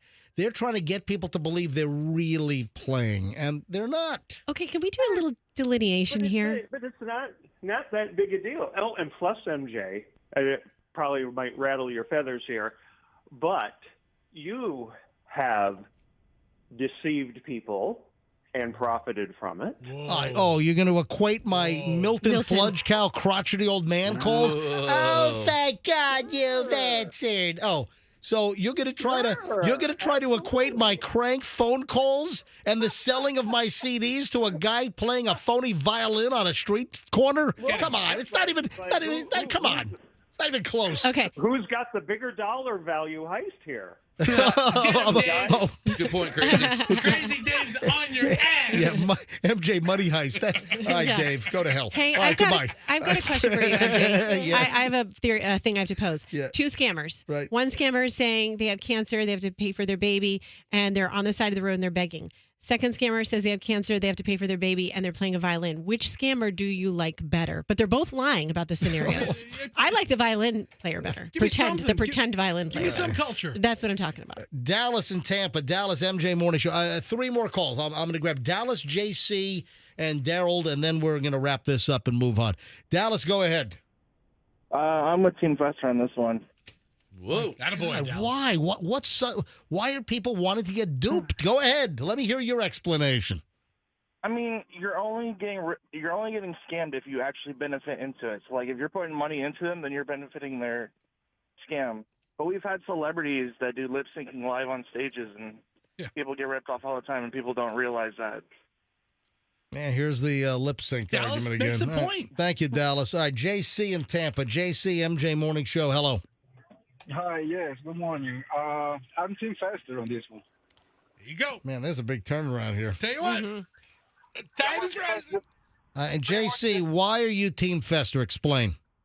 All performers are scammers, all of them. Like when it comes to entertainment, any form of entertainment. Think about the levitating guy, like in any theater, and he's like standing on a pole or something with his hand. He's not really levitating. Hey, JC, your cell connection's really bad. The hands-free is just not clear at all. Okay, listen. Yeah, that's 100% better. Much better, JC. Yep. Oh, all right. So yes, like I was saying that all performers are basically scammers, and I was giving an example that the levitating guy, if you're seeing in any video, the guys that levitate with their hands on a pole or something, they're not really levitating, and people are still getting entertained for it. You know? Yeah, listen, I don't understand the table turning here on me, and now it's going in Team Fester direction. Now you're getting all defensive and bitter. I don't understand the table turning. JC, thank you for the call. All right, one last call on this. And then tomorrow, can we do a segment on how we're mad about people in positions of power scamming us, like politicians? No, no, we're not. Daryl in Newport Richie. Daryl, you're on the MJ Morning Show. Hi. Good morning, MJ. All right, you got the final word on this. All right, I'm a Team Fester. Oh, jeez. Man, you're getting your ass kicked. This took an ugly turn. This is a come from behind. Yeah. You know what? This That's is how I just an example of a gullible society that is just bending over and saying, "Give it to me." These are your All right, listeners you're talking about. Go ahead, Go ahead, Daryl. Go ahead. Last word. Go. He's not really doing anything wrong. He's just trying to entertain the masses. Exactly. And you look at magicians; they scam people. Yeah. They perform illusions. It's not real. You And as far as can't. the sign goes, he's marketing. He's marketing. Yeah, he is. Yes. He's got a attention-grabbing All right. thing. Story to come in and listen to you play. I understand he's playing music that's recorded, but he's entertaining them, and at least he's working. He's not scamming and not doing anything to earn He's it. busting his actually butt sending out with the heat, charade. entertaining the group.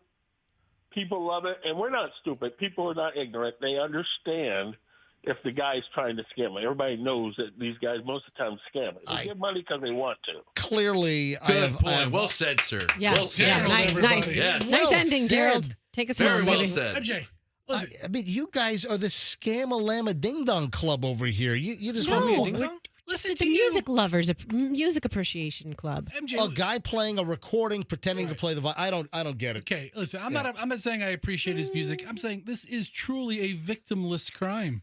This is truly victimless. If you don't want to give him money, don't give him money. All right. 8:04 at the MJ Morning Show. I'm running very, very late on my little promoted item. The one-word message that is the worst text that you can possibly receive. And the question is, are you one that perpetrates and perpetuates, both words, this horrific one-word text reply? Do you know what it is? Reply or state or starter? No, it's a reply. If you get this message back, it's one word.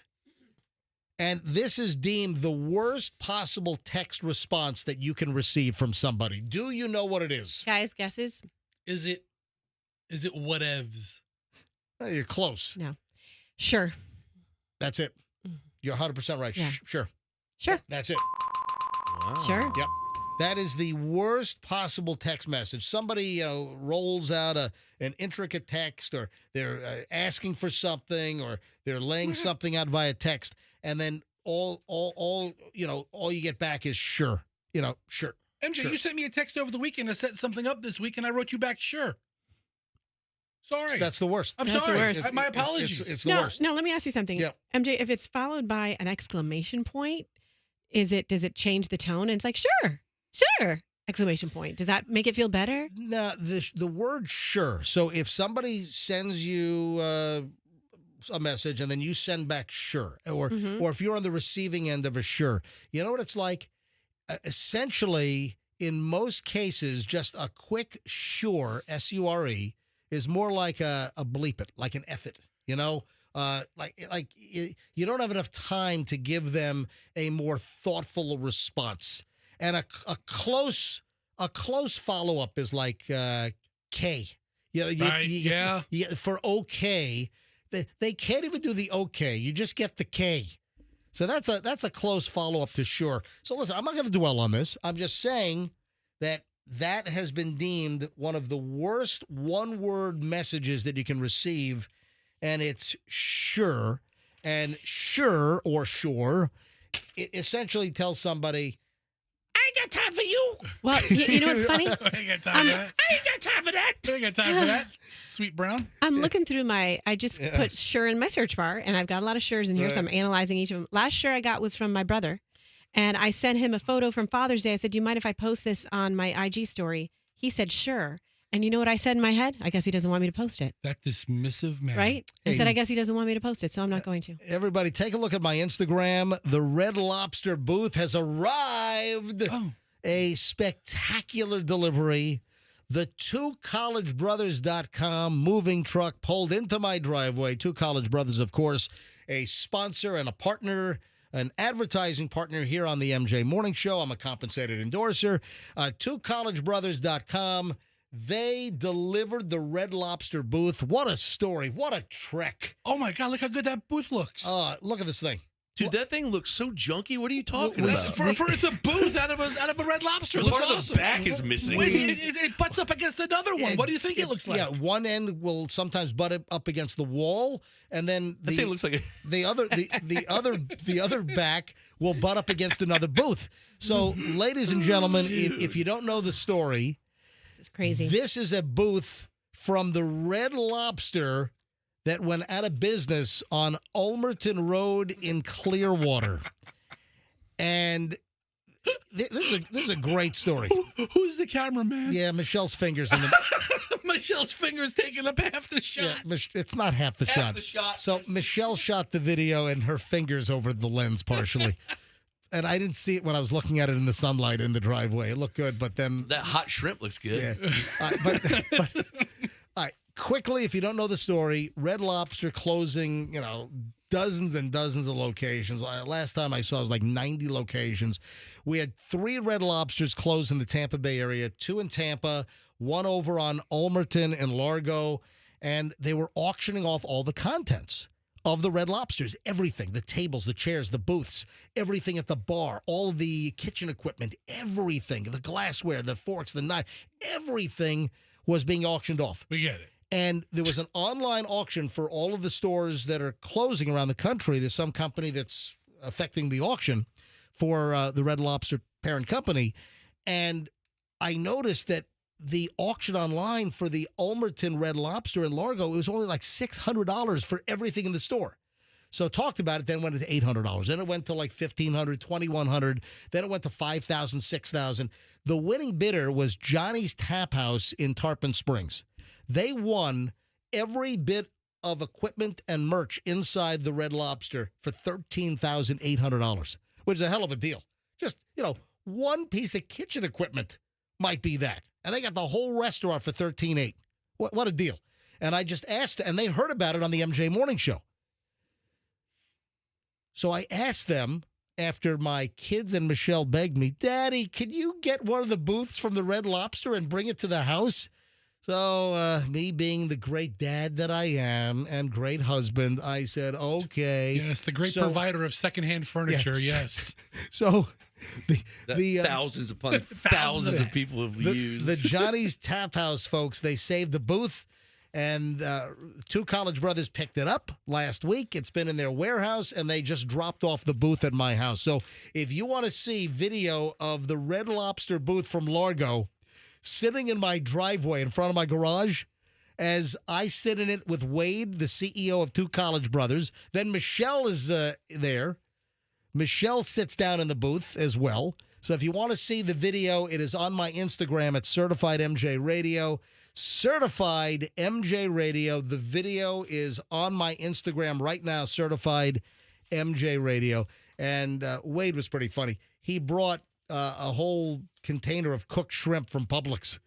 So Wade. I sat at the booth and I had some shrimp, and it's kind of ironic because it's the endless shrimp, one of the contributing factors that has given Red Lobster a lot of economic problems. Oh, we get the joke. You know what's going to happen here, right? What? Let me guess where that is right now. It's in your garage. It is. And it's going to stay there. I bet you anything. Yeah. They're never moving it inside. How are you going to lug it into the house now? It looks like You're not. You're going to leave it. It doesn't take a lot to lug it into the house. It's 2 booths, 2 booth benches.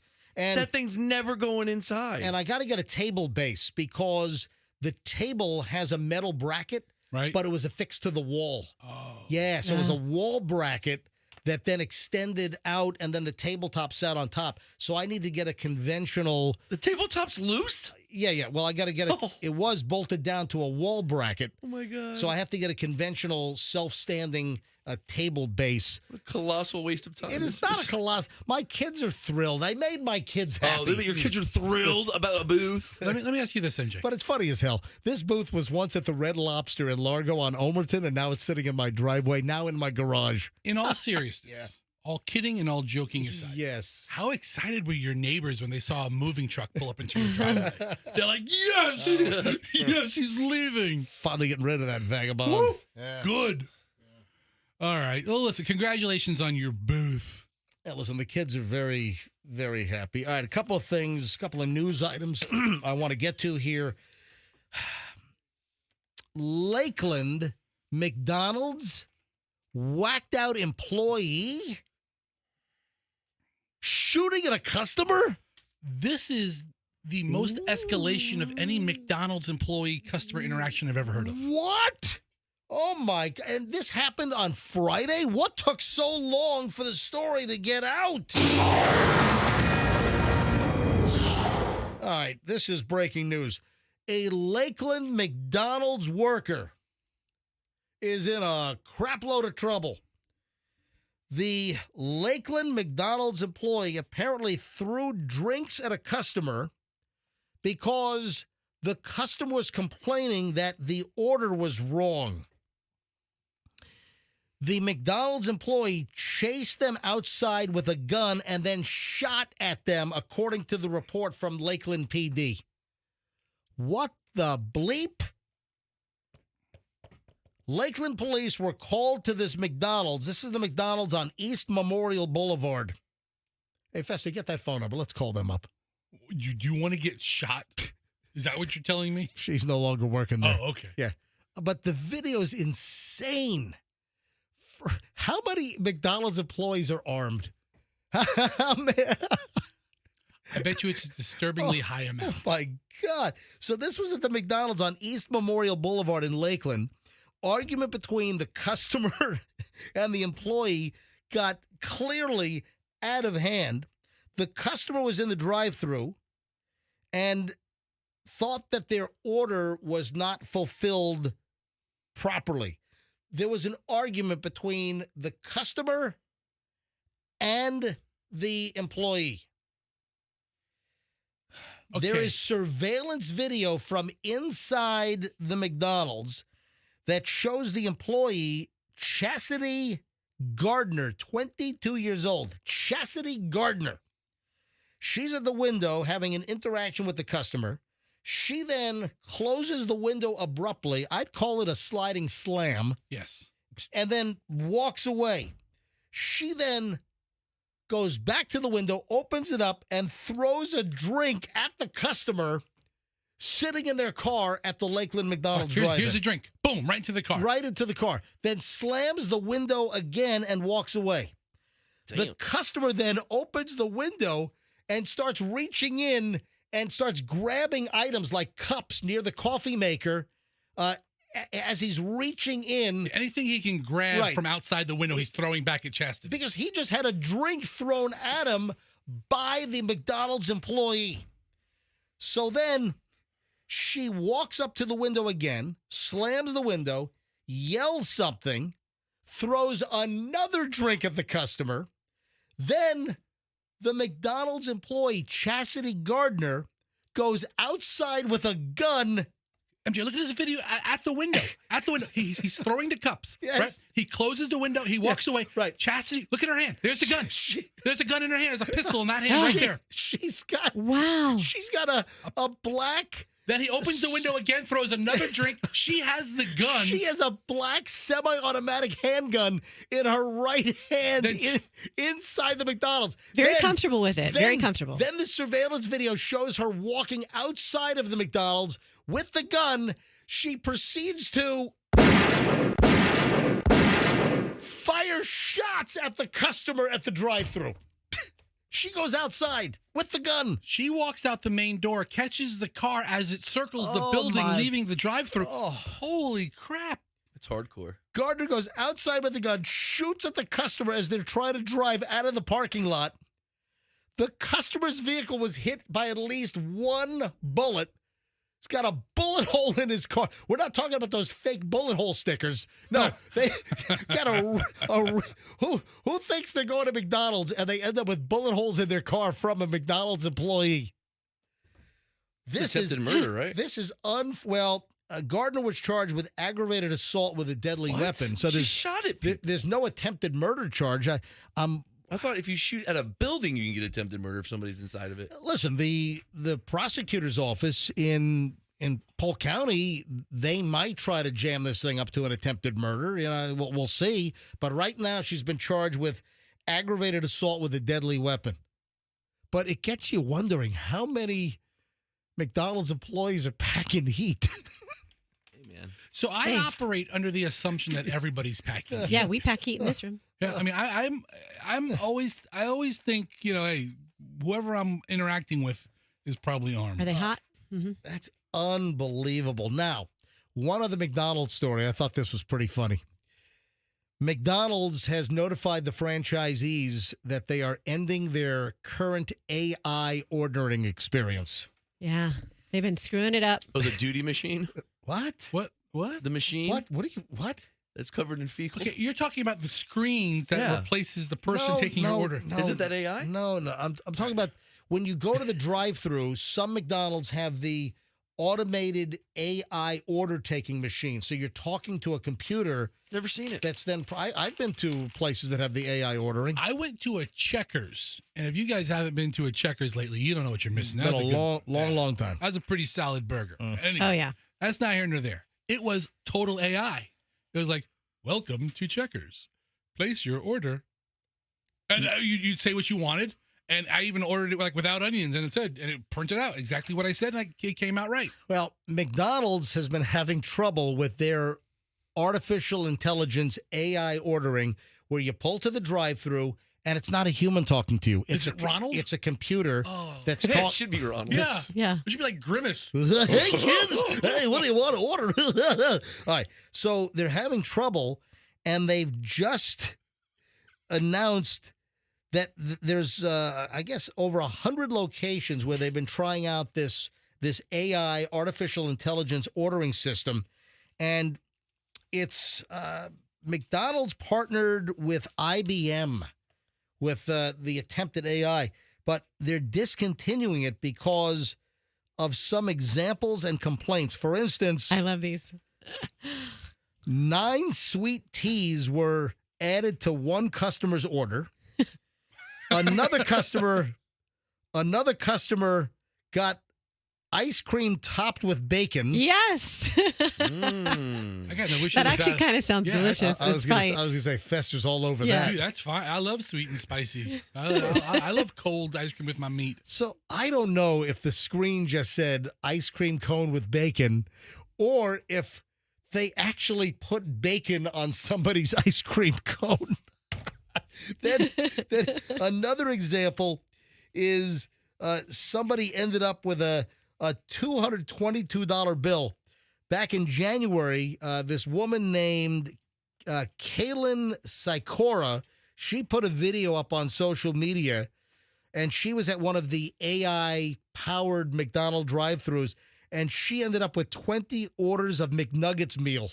For $222. She ordered one thing, and she ends up with $222 and 20 different McNuggets meal orders. That's a lot of nugs. Oh, man. All right, so McDonald's has informed IBM, and I guess Apprente is an AI-powered technology company that I think was acquired by IBM. So not good for that unit over at IBM for McDonald's to say that we're shutting this thing down. Yeah. It's not working. It's not a good sales point for IBM's AI arm, right? No, it's really not, but it actually makes the AI sound more human. Very creative to put the bacon and the ice cream together, and makes mistakes like humans do too. Here, 9 iced teas. Oh, Screwed up your order. Sorry. I saw a video on, I guess what, YouTube Shorts? Yeah. Is that what they call? A guy breaks the AI machine. What do you mean? Is this the video? This is the video. He loses I it. have to refresh it. Let me refresh it. All right, and am I playing the audio here? You play the audio. All right. Put the audio. All right, so the guy smashes the AI machine. Listen, Hold listen, on. no. All right, bring it. AI system at drive-thrus, something unexpected happened. 55 burgers, 55 fries, 55 tacos, 55 pies, 55 cokes, 100 tater tots, 100 pizzas, 100 tenders, 100 meatballs, 100 coffees, 55 wings, 55 shakes, 55 pancakes, 55 pasta, 55 peppers, and 155 taters. But suddenly, a real employee started talking. Can I take you order? Sorry, When this guy wanted to test the limits of the new AI system at drive-thrus, something unexpected. Wow, that really translated well. Well, he didn't physically break it and smash it, but verbally, you can overwhelm these machines. That's funny. It's pretty damn funny. You gotta try that.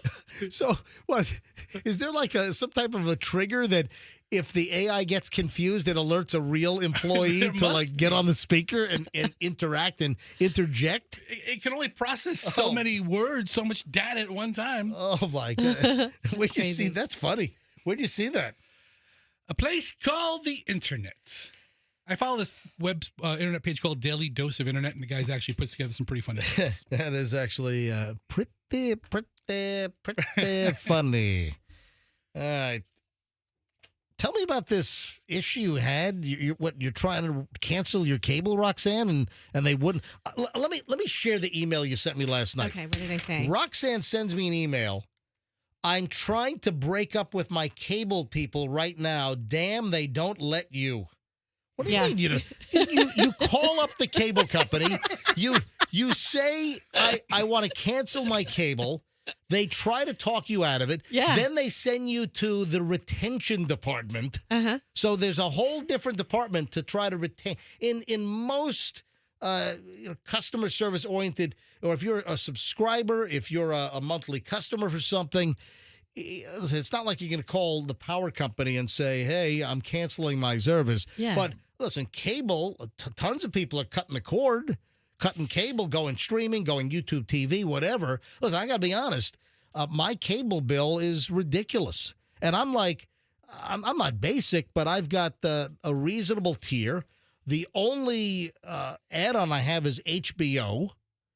And my cable bill is $177 a month. Okay, well, and guess what? That's ridiculous. Mine was $263. That is ridiculous. Okay. But that includes internet as well, right? No, internet is through a different company. Hold on. Yes, that's just for my All right, just your cable is my cable. $263. All right. And when All right, so tell me what happened. So you try to call your cable company, which I'm guessing is Spectrum? AT&T. We have a dish. They're satellite. So it's not cable. Yeah, whatever. Say TV. It's not the cable channel. So that's what I was trying to get rid of. The cable channel. You have Direct TV. Direct TV. All right. So I call there. Not cable. And I was like, loves you. I was like, listen, I said, I got this under the assumption my bill was going to be less than $200, right. and it just keeps creeping up and creeping up. I want to get rid of this. And so, why is your Direct TV bill creeping up? No, why is it so freaking much? $267 a month? That's what I was said to her, and it they snuck it in on me. Look at what are you getting for $267 a month? This is what she tells me. She's like, somebody up there loves you. You are programmed for greatness. You get so many games. Happy husbands and children, a happier wife. Over 200 channels. What a wonderful life. Whoa. Somebody up there loves you. Yeah, Roxanne. Okay. Somebody knows what you want to see. Someone who knows how to give you the best on TV. Somebody up there loves you. Direct TV. Nobody loves Roxanne. Okay, so this lady was really, really nice. Yeah. So that's why she was, when I stayed with her. Can you tell me what you're getting for $267 a month? Everything. Yeah. Like Well, everything. then scale it back. Yeah, and that's what I told her. I was like, Spice I Channel? don't even watch TV. I don't even use it. And she goes, well, maybe you getting you the should. Hustler channel? Yeah. No, I'm not. I don't watch it. I don't know. Possibly. And so then Doug's got Hustler. That's what's jacking it up. Whoa. I went and she said, you need to ask your husband. She goes, are there other people in the house who watch TV? I go, yeah, my husband does. He watches golf. And she goes, maybe you need to ask him if you can get rid of it. Was like this- she actually told me to ask my husband if I should get rid of it. Oh, really? Like you're a woman and you can't make the decision on. Was this U.S. based, or could you tell were you like talking to the Philippines or something? It was out of the country. Yeah, But of she, course. she was doing a great job. Yeah. Okay, so she goes, you should really talk to the other television watchers in the house. Who might they be? And I go, well, my kids just watch Disney and Netflix. And I said, my husband watches golf. She goes, maybe you should talk to him. And so I go, okay, well, I'm talking to her. I go, I'm going to text him right now. If he comes in here, then maybe you've got a little in. So I text him. I said, I'm getting rid of cable. Did you want any of this? It's not cable. Whatever. Direct TV. You have satellite. I said, I'm getting rid of satellite. So what are you going to replace it with? So he comes in and says he likes to watch golf. So I tell the lady he likes to watch golf. The Golf Network. Yeah, he wants the Golf Channel.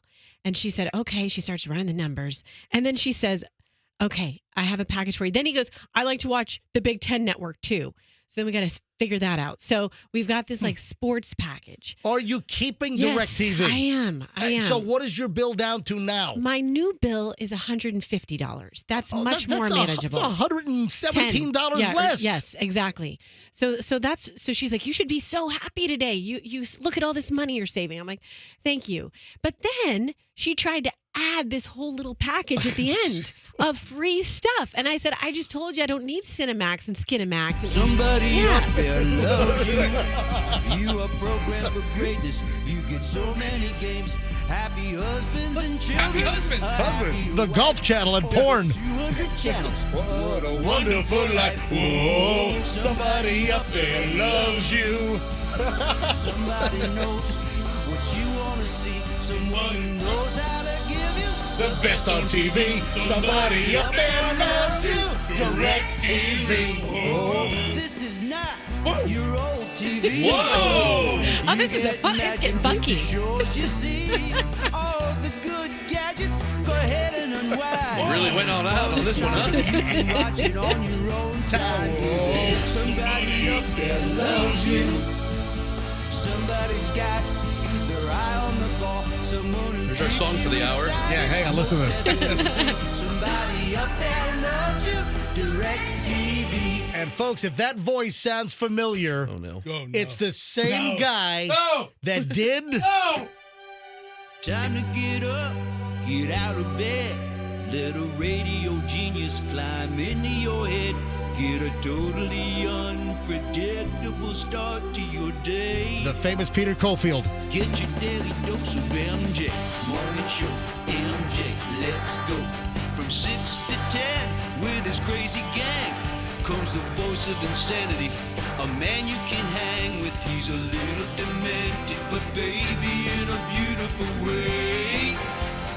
Get your morning dose of MJ, MJ. Time to wake up and play with MJ, MJ. This guy was so good. With MJ, he takes a crazy world and spins it round and round. Everybody is getting down with the sound of MJ. Morning show, got promotions and commotion. Everything you wanna know, only MJ Morning Show. MJ, time to get the party started, getting ready, let's go to the MJ Morning Show. Go. Somebody up there loves you. So you can. It's a mega mix. No, I was doing a demo example. All right. But you can hear it's the same guy. Is it true you blast that in the bedroom before you and Michelle do it? No, That's we all? stop it. No, He blasts DirecTV. that's gross. Michelle, somebody up here loves you. No, Peter Cofield, who passed away about 10 years ago or so, the late, great Peter Cofield, who did the DirecTV jingle. He also, he wrote the Big Red commercial, Kiss a Little Longer, Longer with Big Red. He wrote that. He wrote. Did he write both big soda campaigns? Yeah, he wrote. He did the You Got the Right One, baby. It's Pepsi. He did Ray Charles he did the Ray Charles commercial. Also, he did Just for the Taste of a Diet Coke. He wrote It's Diet Coke. Just for the taste of a Diet Coke. He did that one. All right, here it is. We're going to say, somebody up there drinks Diet Coke. What do you think, guys? Sounds good. So, Roxanne, what is your current DirecTV bill? It's $150, so that's doable. I thought yeah. Okay, so but then she did add on another free for 3 months package. Oh, geez, and I no. said, I don't even want that. I don't watch that. And she's, but it's free. But it's free. No, because then if you don't cancel after 3 months, then it adds Yes. on to your bill. And I go, I need you to cancel it for me in 3 months. I don't want it in 3 months. No, And she's you like, don't. no, you have to go. It's online. It's on your bill. No, you can, no, you tell them you don't want it. I don't need it, is what you tell them. I thought it was a cable company. It's DirecTV. It's same thing. satellite. Well, it's not the same thing. Well, it's just TV. It's TV. Anyway. It's satellite. My bill is, I think, way too much for what I get. Yeah. And, hey, Julian, my son, he's trying to get me to go to YouTube TV and just, a la carte whatever we need, Dude, I've been on Unitard's YouTube TV family package because you get like 6 accounts. And he has him and his parents and his brother, and then there's me. Right. And I'm sure I could talk to you, Tard, get you one. Look, YouTube TV is great. Julian just texted me. Tell Roxanne to get YouTube TV. Yeah, and your wife just Hang texted on. me too. Hang on a minute. Let me. Julian, I think Julian is a salesman. Is he getting?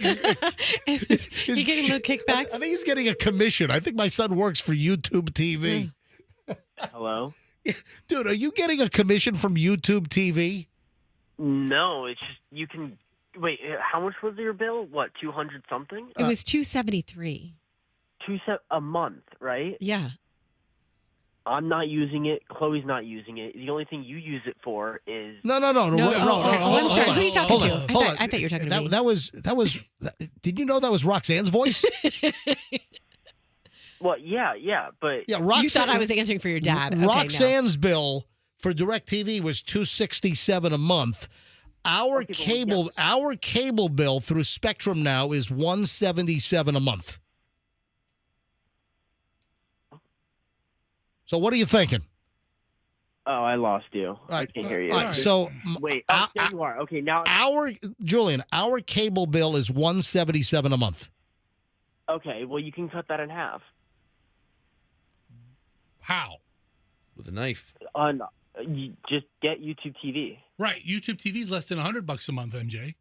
And you get all the channel. You get the Big Ten channel. You get Golf channel. You get everything 100 you channels. want. Do you have a DVR built into YouTube TV? Does it record things for you? Have unlimited. You've unlimited. Yeah, unlimited DVR. Oh, I you do? record Okay. Jeopardy every night. Oh, you do? Okay. And then I go back and And watch you it with can- no pants you can on. stream it on your phone, your iPad. Well, part of the issue is I'm still kind of connected.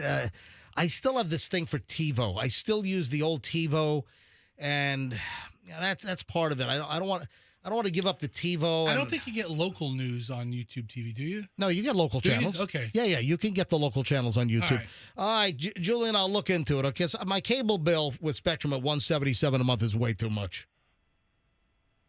Yeah. I do agree with that. think so. All right, Julian, I'll talk to you later.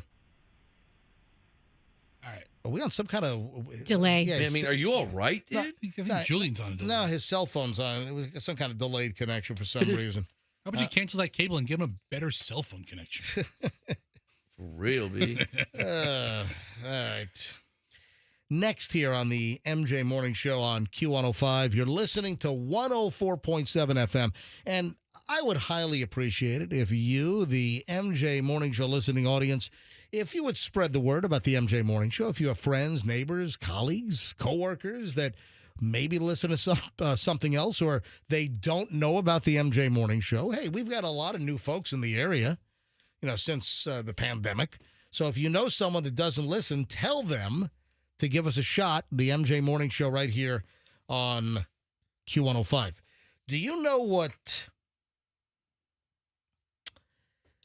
This is a particular dating desire. And I never heard of this term. This is brand new to me. I heard this for the very first time. You know what monogamy is, right? No, tell us. You know what polygamy is, right? Yeah, we know these Yes. terms. All right. Oh, you know polygamy. Do you know what? Do you know what hypergamy is? When you want a lot of you're really hyper about it. You're really like, yes, more. You're somewhat close. Oh, okay. Hypergamy. It's hypergamy. So hypergamy, and this allegedly is a dating trend that is sweeping the country. Now, I have not heard of that term. So I heard that term hypergamy when it comes to dating and relationships for the first time. But the concept, well, it seems like it's been around for a long time. I'm like, wait a minute.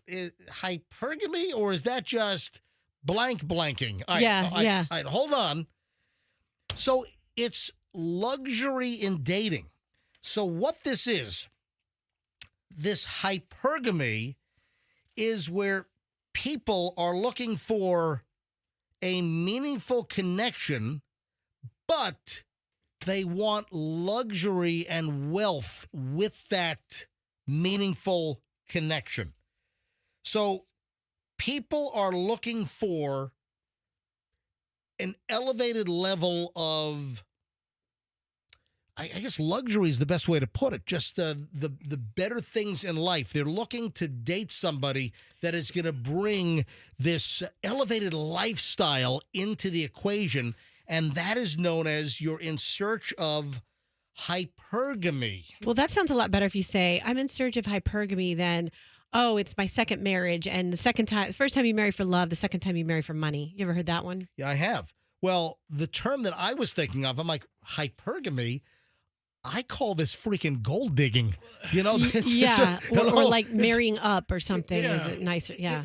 A gold digger is what this is. I mean, do you want to marry somebody that's on your exact same economic level? Well, and I'm glad you said economic level, because another way to describe hypergamy is a romantic attraction where one of the people is enamored or is sort of intoxicated with another individual who has a higher socioeconomic level, a higher status. Kanye and Jamie Foxx kind of nailed this concept in 2005. Right? With their song, Gold Digger. You got this? So somebody that's practicing hypergamy is someone that's looking for somebody that is much more wealthy, has a much more luxurious lifestyle, that they can then jam themselves in on that action to enhance their own life. All right. Hey, Andrew, grab some phones. The phones are already ringing on this, and I was thinking about taking some calls. What the heck? Have I struck a chord here? Oh, do we have any listeners that at any point in their life, they said, you know what?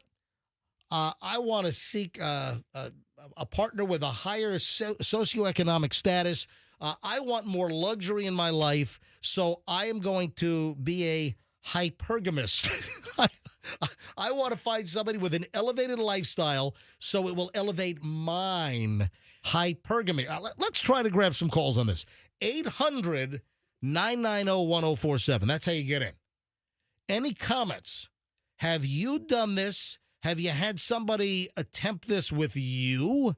Do you know somebody that just flat out said, you know what? I don't want equal. I don't want less.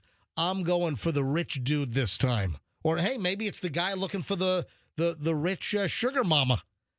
Any thoughts on this? Any real-life experience with this? Give us a buzz. 800-990-1047.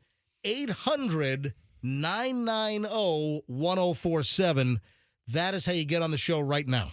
MJ, you say this is a dating trend, but for every hypergamist, there must be a hypogamist. And what is that? What is that? The hypogamy is a rule of marriage that is the exact opposite of hypergamy. So they're willing to marry less than someone less who has less than what they have. Somebody with an outhouse in Appalachia? Right. So you have to have, in order to be a hypergamist, there has to be a hypogamist on the other end of it. Well, I don't know if it's one for one, but listen, somebody's got to be the. Well, somebody has to have more. The richer end of it. Yeah. All right. So yeah. Look, phones have lit up. Let's grab Tori in St. Pete. Hey, Tori, welcome to the MJ Morning Show. Hey, how's it going? Long time fan. Hey, thank you. Go ahead. So this topic's kind of funny. There's a whole live stream community online. People who stream sometimes all day, and it's become kind of a career thing. And and what is it? Is it like on Twitch or where is it? Twitch, YouTube, Kick mainly. All right, so hold on. Be a little more clear. What is the live streaming community? What is it exactly? So it's just a lot of people who kind of spawned mainly from Twitch, where a lot of the video game streamers ended up getting so many followers that they would actually be able to turn it into a career. And what spawned from that is the move away from video games for a lot of them and into political debates and things like that. And the dating the dating communities have all kind of started to get absorbed into those communities, mainly because the hypergamist term is used a lot by, I'm not sure if you've ever heard of the red pill community. Hold on, say it again. The what? There's a whole community that's just like a dating ideology called the red pill The red pill community. Oh, instead of red pill, blue pill. Like the Matrix. Yeah, you take this Exactly, pill, your yeah. life changes. Wow. Exactly. And they have somewhat like radical, I'd say, ideologies on a lot of dating things. You know, a lot of them are go as far as saying that like men should be able to date like, 8 different women at a time. And, that term hypergamous is used a lot in that space. I feel like it's probably gained the most attention with a lot of crowds. Interesting. Because of that. And like if you've heard of the Andrew Tate guy, as obnoxious as he is, Yep. That whole community kind of spawned with him and a lot of people following online, and all the engagement they got, and that term was thrown around a lot from there. And I feel like that is actually where it started to catch on, because you would start to see a lot of people. A lot of times it was younger men in like their 20s. Now, Tori, have you had hypergamists coming after you, or you just observe this? No, I just, I'm a software engineer, so I spend a lot of time with kind of those types of streams and like ambient background noise while I work. And you end up seeing, a lot of those communities go from talking about politics to talking about dating advice and things like that a lot of the younger crowd wants to hear. And then eventually you'll have some of those people enter into those spaces and want to debate those ideologies. Interesting. And so that's where, you have those weird kind of thoughts that start getting pushed around. Tori, thanks for the call. Appreciate it. We had a couple of women on hold and they dropped for some reason. I don't know why. Patrick is in St. Pete. Any women, the women that were on hold, why'd you hang up? Why'd you drop? Call back. I would love to hear the female side of this. 800-990-1047. 800-990-1047. And do you think that there are more women that are looking toward dating guys at the elevated level, or you think it's equal, or you think it's guys looking for elevated women? Again, hypergamy is where you're looking to date somebody in a much higher socioeconomic status to better your life. Patrick, St. Pete, you're on the MJ Morning Show. Hi. Hey, how's it going? I had an experience at one point, not too long ago, where I was dating, a girl who was in a much higher economic status. And then there was... So you hear, this is an example of a guy and a woman in a much higher level. All right, go ahead. Yeah, and so I think it was kind of an epiphany moment for me at that time, because I had never dated somebody who had that much money, and I was kind of going back and forth with somebody who was in a much lower economic status. And so I was, in between on which one I wanted to go with. And I think it was an epiphany for me, because money didn't play a factor. So I would say, yeah, for women, it's much more common. So what happened with you? What was the ultimate outcome? Yeah, I ended up being with the one that was in the much lower economic status. Yeah. Gotcha. Are you still with that person today? I am. Yeah. Well, look, I guess true love found a way, correct? Yeah, I would say so. Yeah. I mean, money, it definitely, it definitely would cross my mind a lot, like how much it would change my life, but it wasn't, for me, I think that's money something I want to work for myself. I don't want to just be entered into it. Yeah, You want to build a life with someone. A lot of suckers say that. So, but just to firm things up here, you are clearly more attracted to the woman with the lower socioeconomic than the woman with the higher socioeconomic, correct? I mean, they were both beautiful. It wasn't. I would say, yeah, yeah. But from a connection and a longevity relationship standpoint, you thought that the lower socioeconomic woman was the one for you. Yes. There you go. Thank you, Patrick. Appreciate it. All right, here, the women are back on. Amber, a couple more calls here, Andrew, then we're going to wrap it up because we're about coming to the end of an hour and 20 minutes of nonstop MJ. Amber in Newport Richie. Hey, Amber, you're on the MJ Morning Show. Welcome. Hello. Hey. Yeah, so I would say for myself, I came from more like my family was fortunate, and in that turn, I was fortunate. All right, so Amber, let's just cut to the chase. Are you saying you came from a loaded family? Not loaded, but well-to-do, I'd say. All right. And I'd have a lot of ex-girlfriends, boyfriends seek me out in those regards just because I'd be the one paying for dates and stuff and, like, getting presents and gifts. And I've had friends say they're just after easy dates, not... So my question for you, Amber, is if you came from a fairly well-off family and you grew up probably not wanting for much and you guys were comfortable, in a guy, did you look to elevate it and go to the next level even higher? No, I would say my husband now, we're both fairly about the same. I mean, we live comfortably, not over extravagant now, but... Do you have a private jet? No. Just checking. No. Do you have a personal chef? No. It's a lease. We're doing well now, but I mean, I could still not want for anything in regards to, like, my parents if I ever needed anything. So we do well for ourselves, I'd say. Amber, thanks for the call. Have a great day. Yeah, of course. You too. All right, let me Get go. it, you're rich. One more on this. Lynn in St. Pete. Hey, Lynn, MJ Morning Show, you're up. Hey, MJ, I had to weigh in on this. I've had advice from a lot of my friends after my divorce many years ago that I just needed to find an older guy who was, kind of loaded and just wait for him to die. And that advice is thrown about in certain circles. Yes. And it just makes me nauseous. This is my feeling. Did any of your sicko friends, did they ever offer suggestions on how to off the guy or speed up his demise? No. I'm just checking. God forbid, no. Right. But this is my deal in trying to re-enter the dating world for the last 2 decades. I feel that I would hit the jackpot if I could find a guy that had a job and had a car. At this point, because the guys that I meet, I come from a very wealthy family, but that's my family. I've worked very hard to get where I am. I live comfortably. I am in no way independently wealthy. I work very hard. Well, when is the money from the very, very wealthy family going to trickle down to you? I don't know. Maybe when somebody dies. What kind of money are we talking about? How wealthy is your family?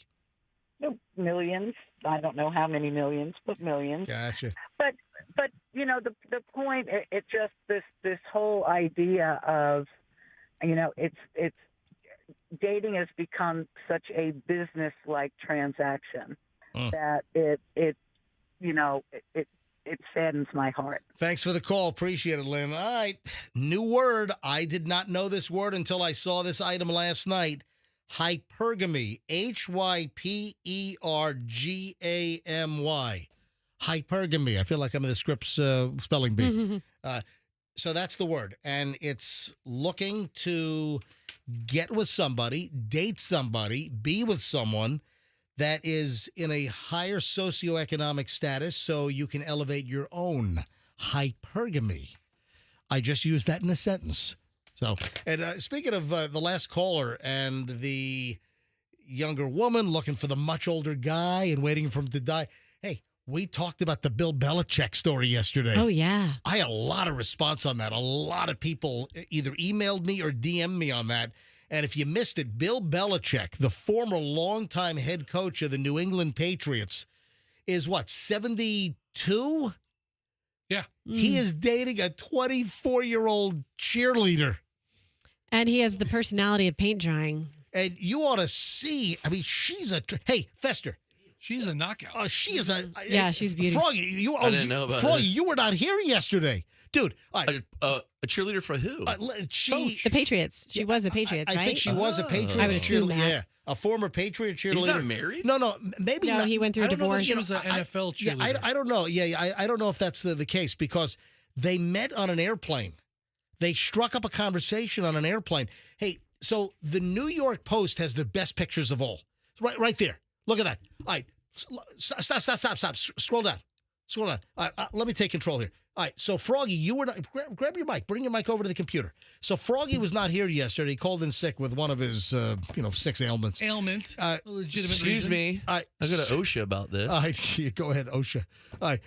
Listen, meet Bill Belichick's new 24-year-old former cheerleader girlfriend, Jennifer Hudson. Jordan Hudson. Jennifer Hudson. Look at this. Jennifer Hudson's the singer from American Idol. Look at her. You called her Jennifer Hudson. I mean, look at her. I mean, look how distracted, MJ. Look at the picture because she's.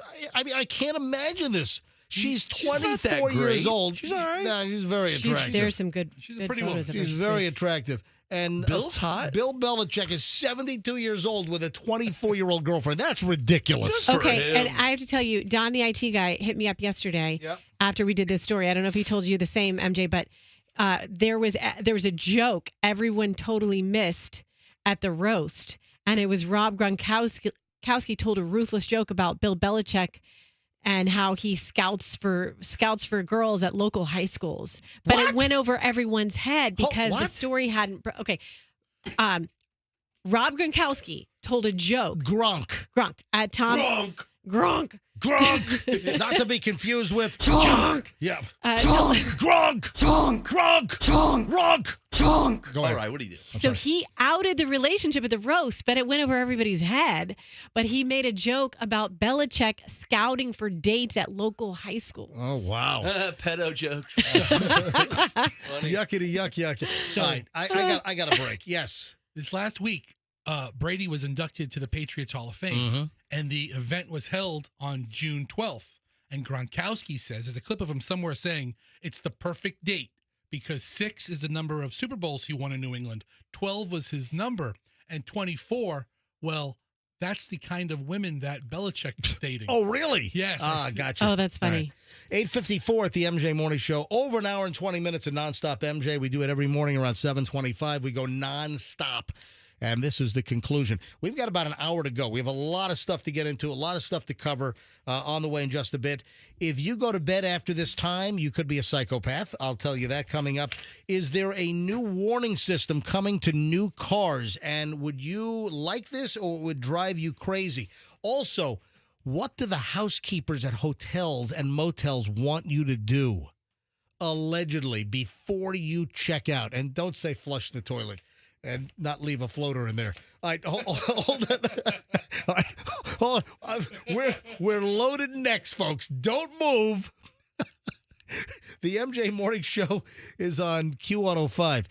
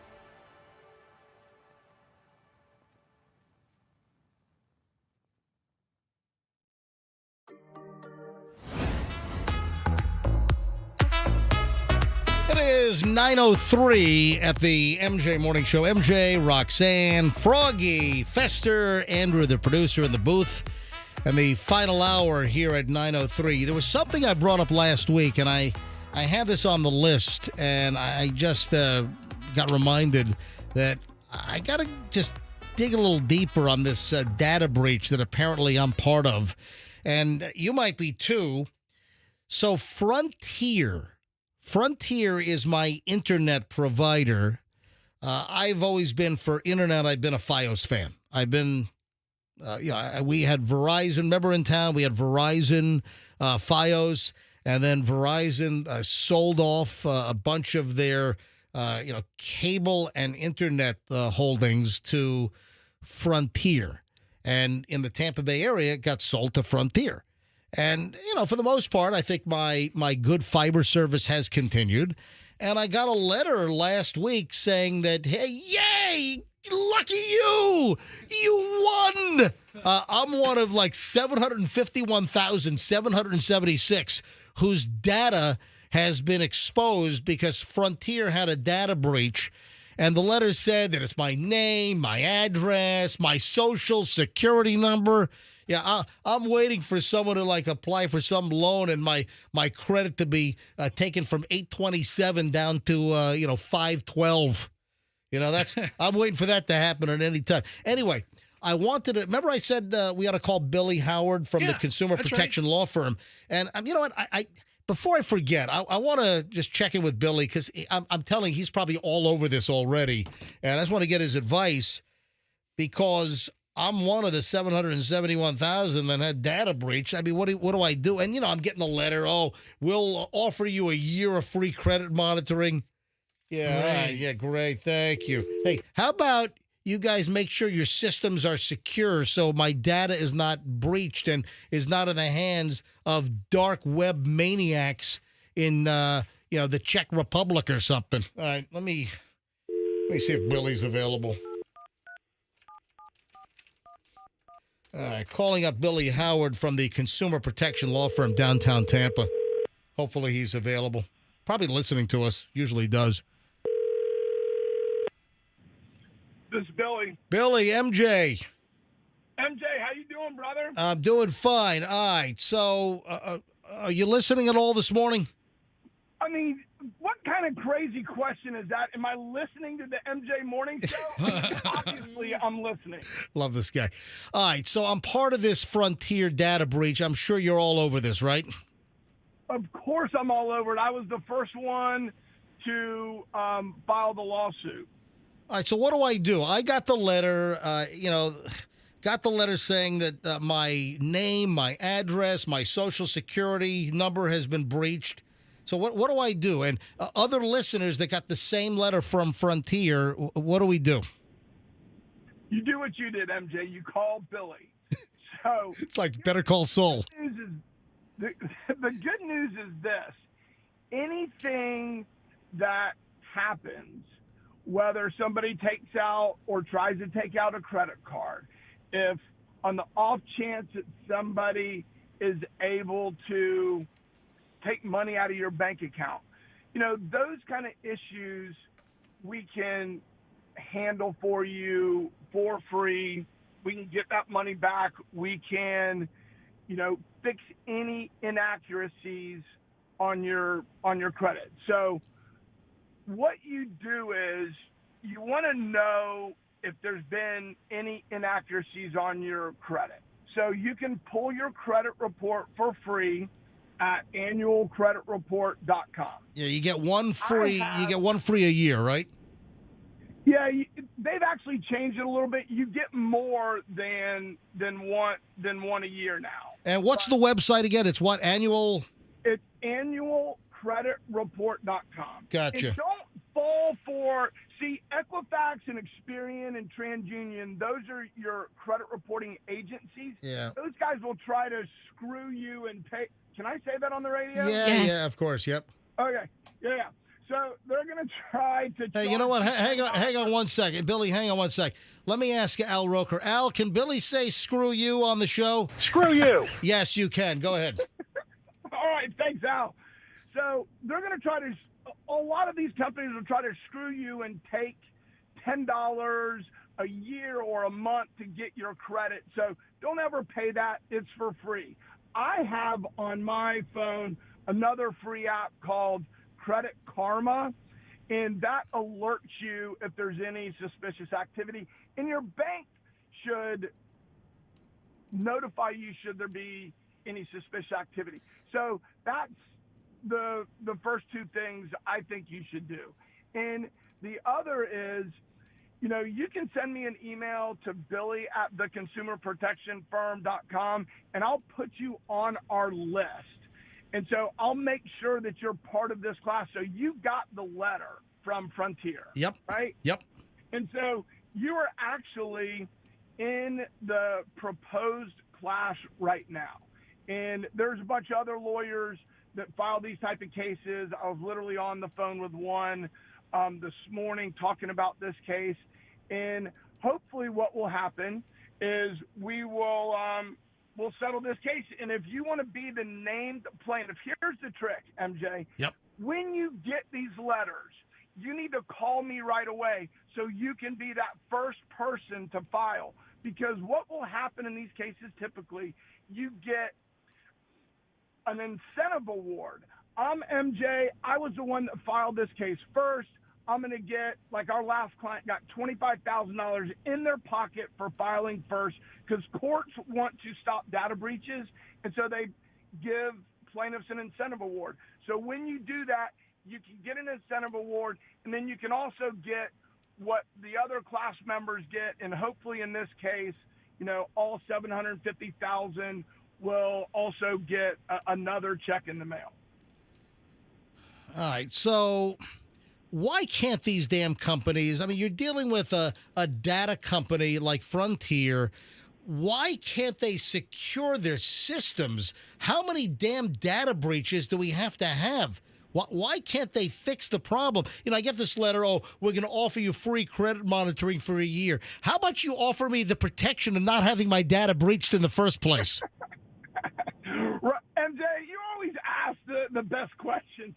That is the number one question in the data breach space.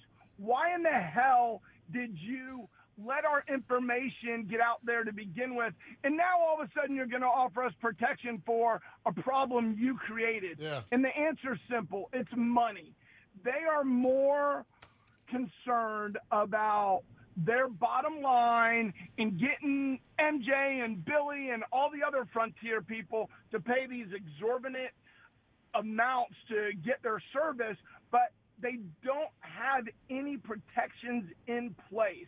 I mean, it's relatively simple to put protections in place so these hackers can't just come strolling in and take your information like they did, but they don't want to put the resources. So Is there, Billy, any number, any research when you have these big data breaches, let's say it's a utility or it's some large company, and all this data has been stolen, customer names, social security numbers, what percentage, is there anything to, like any research, like what percentage of people actually have a problem with their information being used to open up fraudulent accounts? Is there any number assigned to this? Those numbers are kind of all over the place. I mean, I will tell you this. At this point, I tell people don't worry about your data being stolen because it's already been stolen. So it's not really of whether or not all this information is out there. It's what happens to it. And as long as you are monitoring your credit and your bank, then you shouldn't have a problem. And if you do have a problem, I can help you with it. But to answer your question, it's different. So if Social Security numbers are the big issue, you're especially vulnerable when you have a Social Security number or a credit card number. Yeah. So it's a relatively big number that's changing every day. All right, listen, I'll be in touch with you on this, and maybe just add me to the class. I want these companies to just protect our data. And listen, I'm happy with Frontier service. I think that Frontier, for the most part, when they assume Verizon Fios, my internet service has been, well, it's gone up consistently, but, the quality of my internet was, I think pretty much unchanged from Verizon Fios to Fios by Frontier. Now, Billy, I'll be in touch, man. Thanks for the time this morning. I'll tell you one more thing. Yep. Let's stay in touch on this, and if you want to, I can add you to my lead case, and we can kind of walk through this together and see if I can get you that incentive award. If you want to, you can be the guy that has their deposition taken and goes to trial if it goes there. But I think I've had enough of that crap, to be quite honest, but that's a different story. Well, I'll tell you what, you can be on there, and if it comes to your deposition, we'll just kind of change you out, and you won't have to do it. All right. But I'll tell you what happened Yeah. today. Panera Bread just had a data breach. And you know what they did? Wait a minute, hold on. Panera, wait a minute. Someone goes in and buys a broccoli and cheddar soup bowl. What data was freaking breached? No, they have the Social Security number of all Panera Bread employees. Oh, the employees. And what they did is they paid the ransom. And they're saying, well, the criminals have told us that they aren't going to disperse your data, so don't worry about it. Oh, yeah. That's the next thing that's going to happen. Oh, sure. Yeah, because Next thing's because the data, hey, Billy, because the data pirates in some dark web hole over in Eastern Europe, yeah, they're so trustworthy, right? Yeah, I mean, they say that they're not going to sell your data. Don't you trust them? I mean, they just stole your information, but you're going to trust them that they're not going to do anything with it if you just give them a big pile of money. And that's what Panera did. So that's our next lawsuit is we are filing for Panera Bread employees, and we need more people in that case too. So give me a call. I'll even give you my cell phone, 813-774-1416. It's Billy Howard. It's the consumer protection law firm in downtown Tampa. Get a hold of Billy. If you're a Panera employee, get a hold of Billy. Billy, great to have you on always. Hey, anytime, brother. You know it. Go get them. All right, thanks, man. What's going on 275 southbound? There seems to be a big problem on the bridge what is just this? leaving Tampa. All right, so just south of Kennedy, this is if you're on 275 southbound and you've just come through West Shore District, you're heading to the Howard Franklin Bridge southbound from Tampa. Towards St. Petersburg. Right towards St. Petersburg. If you're in a big old mess of traffic, that's because there's one lane. The far right lane is the only lane moving right now because you've got a 30-foot box truck that is like sideways blocking 1, 2, 3 lanes. There's fire trucks on the scene. The road rangers are out there right now. I see a couple of road rangers. I see troopers are out there. I see Tampa Fire and Rescue, probably Station 8, with a truck out there. So you've got. Do we know what happened? Hey, Andrew, do we have any idea what caused this? Why the truck is sideways blocking traffic on 275 at the Howard Franklin? All right. Well, if you're all jammed up, that's why. Yeah, traffic is all jammed. I'm looking at the West Shore camera now, facing back toward downtown, and it's all jammed up. And that's why, because you got a box truck that's sideways blocking the 3 lanes from the left. So the only lane getting by is the far right on the Howard Franklin right now. Backs up almost all the way to downtown. Oh, that sucks. That's a mess. You know, just even like off times now, the traffic through from West Shore to downtown. It's like, what's going on? What's going on with the traffic? All right, here's another camera shot. Can we tell what kind of truck that is? Can we see the logo on the truck? I can't. What a mess. And then, you have all the people that are coming off of the veterans. You got that whole merge point. You've got the 275 South folks that are coming through West Shore to the bridge. And then you have all the folks coming off the Veterans Expressway to 275. And it's just it's a mess. It is a freaking parking lot, and you got one single lane of traffic on the far, far right getting by. Did it look like the box truck smashed some of the concrete barrier out of the way as well? It looks like it doesn't Maybe. look flush. Yeah. See how it's moved right here? Yep. Yeah. It looks like it might have pushed. I wonder what happened. And we can't see the logo on the truck though, right? I can't make it out. It's a little. There's a little wind in the camera. Looks like a white and blue box truck that's all sideways on the interstate. Hey, Andrew, I don't think you were there, but have you ridden the new ride, Tiana's Bayou at Disney yet? I have not been on there yet, no. My sister has, but I have not. You're aware of the new ride at Disney, right? Of course. Disney had to evacuate guests from the new ride. There were 3 decapitations. No, I'm kidding. I'm joking. It's a non-story. Yeah, it's not a story that happens all the time. Well, that's why I'm going to you. He's pissed. Look how defensive he's getting. Nobody was decapitated. I'm a Disney fan. My kids growing up had some great times at Disney, and those are some very memorable moments. You know, the princess dinner and all that stuff. You know, Chloe was thrilled. You know, in a little princess dress and a little magic wand. All right, so what's going on here? So Disney just opened up a new ride, and this is the ride, Tiana's Bayou Adventure. Formerly Splash Mountain. And they got rid of Splash Mountain because there was, some kind of racist overtone? It was based on Song of the South. Oh, jeez. Yeah, I mean, All right. Disney, Yeah. might have wanted to amend some of their early works. Yeah. So some of them didn't hold up so well. Wait a sec. Whoa, hold on. Breaking news. Hang on a minute. Breaking. Justin Timberlake has been arrested. Where? Breaking news. What? Just out minutes ago. You're lying. Justin Timberlake arrested for DUI in the Hamptons. I'll hold this. Hold on a sec. He was just here. Michelle just called me. I thought you were being like. No, I'm not. This whole thing happened in the last 5 minutes. I'm holding this up to MJTV right now. Justin Timberlake arrested for DUI in the Hamptons. Hang on, this is breaking news. Breaking now 2 minutes ago. It just broke on Newsweek. Okay. Singer Justin Timberlake has been arrested for driving while intoxicated in the Hamptons.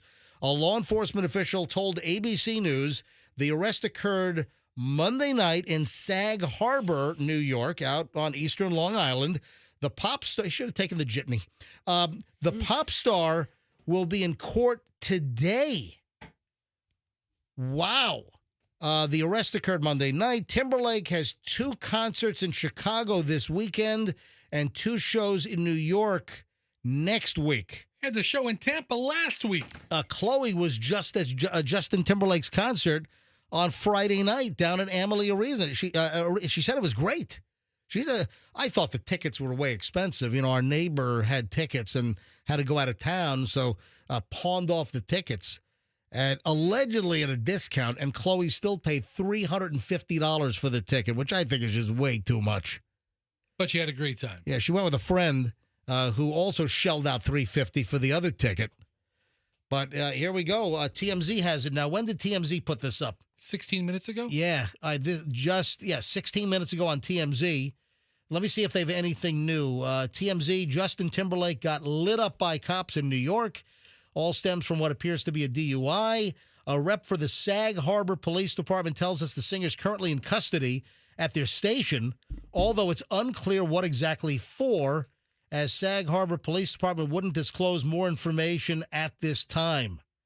We're told a release is forthcoming that'll shed more light on the situation, but sources with direct knowledge tell us this pertains to a traffic violation. All signs point to driving while intoxicated. Our sources say Justin went to meet friends at a hotel Monday night in Sag Harbor for dinner, and at around 12:30 a.m., we're told that he got into his car to drive back to where he was staying, only to be pulled over almost immediately after he took the wheel. Ooh, sounds like a setup. It sounds like the cops were waiting outside of certain establishments waiting to pull people over. That sounds fishy if you ask me. Well, dude, if he was exhibiting signs of drunk driving, I've got zero tolerance for drunk driving. Yeah, it sounds like what goes around comes around. You don't think the whole town knew that Justin Timberlake was in there having a few pops and the cops were waiting for him as he got outside? There's no expectation that Justin Timberlake would walk out loaded. If they're watching him eat a meal for 3 hours and he has, 14 beers or something, I don't know. 14 beer? What's a boo beer? Is that like Boo Berry? Like Count Chocula? Ooh, I love Boo Berry. Boo beer. I was trying to think of a funnier drink like if he had like 14 fuzzy navels. I was trying to think of a funnier drink, but fuzzy navels. Oh man. Wow. Hey, listen, it doesn't make him a bad person. No. Julian just texted me, Dad, if you would have checked my text, you would have had it 10 minutes earlier. Oh boy. Geez. Oh, thanks for the breaking news, I wonder Harvey. where he got that attitude Hey, from. Andrew, I thought you had better handle on breaking news in the producer's booth. I didn't get that one. Yeah, where's the alert? Anyway, I'm sorry, I was doing traffic alerts. all right. It didn't happen at Disney. All right. Anyway, maybe we sure it wasn't Justin Timberlake in a box truck on the Howard Franklin Bridge? Yeah, maybe he's here. But according to TMZ, he's still in lockup, still at the Sag Harbor, Long Island Police Department. So it happened early this morning. What did the story say? That he got into his car after midnight. So you get arrested, you bond out the next morning. He's got money. It would make sense that maybe he would still be in custody in Sag Harbor. Jessica left him in there. Wow. Maybe he just wants nobody to bother him. Just leave me in jail for a while. Anyway, so Andrew, back to Disney for a minute. You're saying that the store. Why did Tiana's Bayou get evacuated at Disney, the new ride? There's so many reasons the ride may shut down temporarily. There's no way to know, and it's not really that big a story. Every ride has this happen across every theme park. All right, so it didn't fly off the tracks or anything? It's not a track ride, it's a boat ride. Your face, dude. He chopped you at the knees, kid. It's a boat ride. I'm even shorter than I am now. All right. That's a physical burn. All right, 9:25 at the MJ Morning Show. The final chunk of the MJ Morning Show is next, and we don't shortchange you. We don't short shrift you. We don't skimp you, folks. You get a high-quality final segment. You know what I didn't get to? I didn't get to the sleep story, that if you go to bed after a certain hour, and I have that hour, that you're more likely to be, all frigged up with mental problems. So hang on, I'll get to that here in just a matter. I got a lot of stuff. Let me not waste my time teasing. Just make sure you're here in a few minutes for the final segment of the MJ Morning Show here on Q105.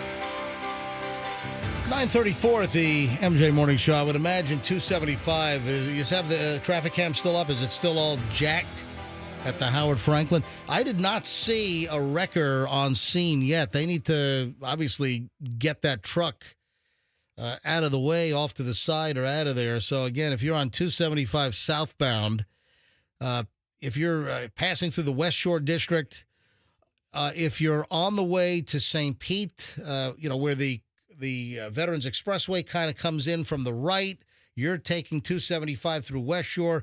You're all jammed up to back, to downtown right now. It's because you got a truck that's all jacked. Yeah, there's a live shot. It might be some moving company. It's like a 30-foot box truck, and only one lane all the way to the right is trickling, and traffic sucks. So I feel you. I feel your pain. MJ, for the people feeling your pain.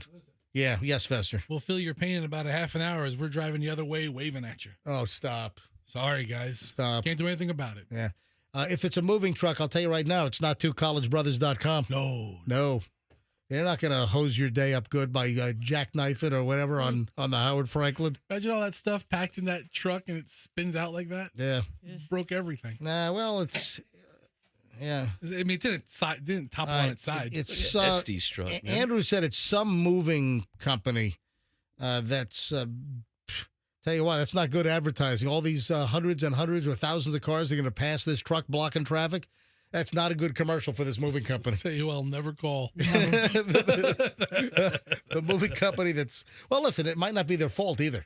Yeah, it might have been, geez. some maniac could have cut them off. So, maybe I shouldn't cast aspersions. It's called an accident for a reason. At this point. Hey, guess what time going to bed after this time could be bad for your mental health? Oh, man. New research. Let me lay out a little bit more of the factage. I'm not the right person to ask. I go to bed early. New research finds that going to bed after this time can increase your mental health issues and behavioral problems anxiety, depression, psychosis. This is a new research project published in Psychiatry Research. This is a fine journal. I recommend you subscribe, ladies and gentlemen. But what time do you think it is? Nothing good happens after 10 o'clock? No, that's not. That's way too early. My grandparents were still awake at 10 o'clock. You guys have told me, Roxanne, you always break I always bust on my guess. Yeah, you break the slogan in half, or Yes. the saying in half. Now, listen, there are variations, but it doesn't start until midnight. Nothing good happens after midnight, or I've always heard nothing good happens after 2 a.m. Yeah. That's what I've always heard. was 2 a.m. I've always heard 2 a.m. is the nothing good happens Well, after. yeah, because the bars close. You There better are just- degrees of things going terribly, and 10's one, midnight's another, but 2 a.m. Get the hell out of there. The time is 1 a.m. That if you're in bed by 1 a.m., you have a lower chance of all frigged up mental problems, according to the journal Psychiatry Research. So shoot for a bedtime before 1 a.m. Yeah, but what's the wake up time? I mean, if you wake up at 7:30, then 1 a.m. might be a little bit on the late side. Doesn't discuss wake up time. Yeah, it's all relative. No, it's not. It's like apparently whatever the structure is of your day, if you're not asleep by 1 a.m., it increases your brain potential issues. What if I'm working till midnight at Chuckles? Hey, we got a Tampa Bay fecal warning. Did you see this? Ew. Oh man, it's fecal fest in the Tampa Bay right now. Is it the usual beach? Yeah, well, what do you think the usual beach is? Ben Turd Davis? No. No, I didn't see them on the list. How does that happen? How can the Gandy Redneck Riviera be on the don't swim list, but just a little further north, the Ben T. Davis It's Beach? Ben T. Davis. The T stands for turds. Did I tell you that used to be called Needle Beach? Yeah, Yeah, you did. A lot of Yeah. Tampans that grew up here, like in the 70s and early 80s. Apparently, the Ben T. Davis Beach along the Courtney Campbell Causeway, they used to call it Needle Beach because that's where all the junkies used to shoot up, and the needles were all over the beach.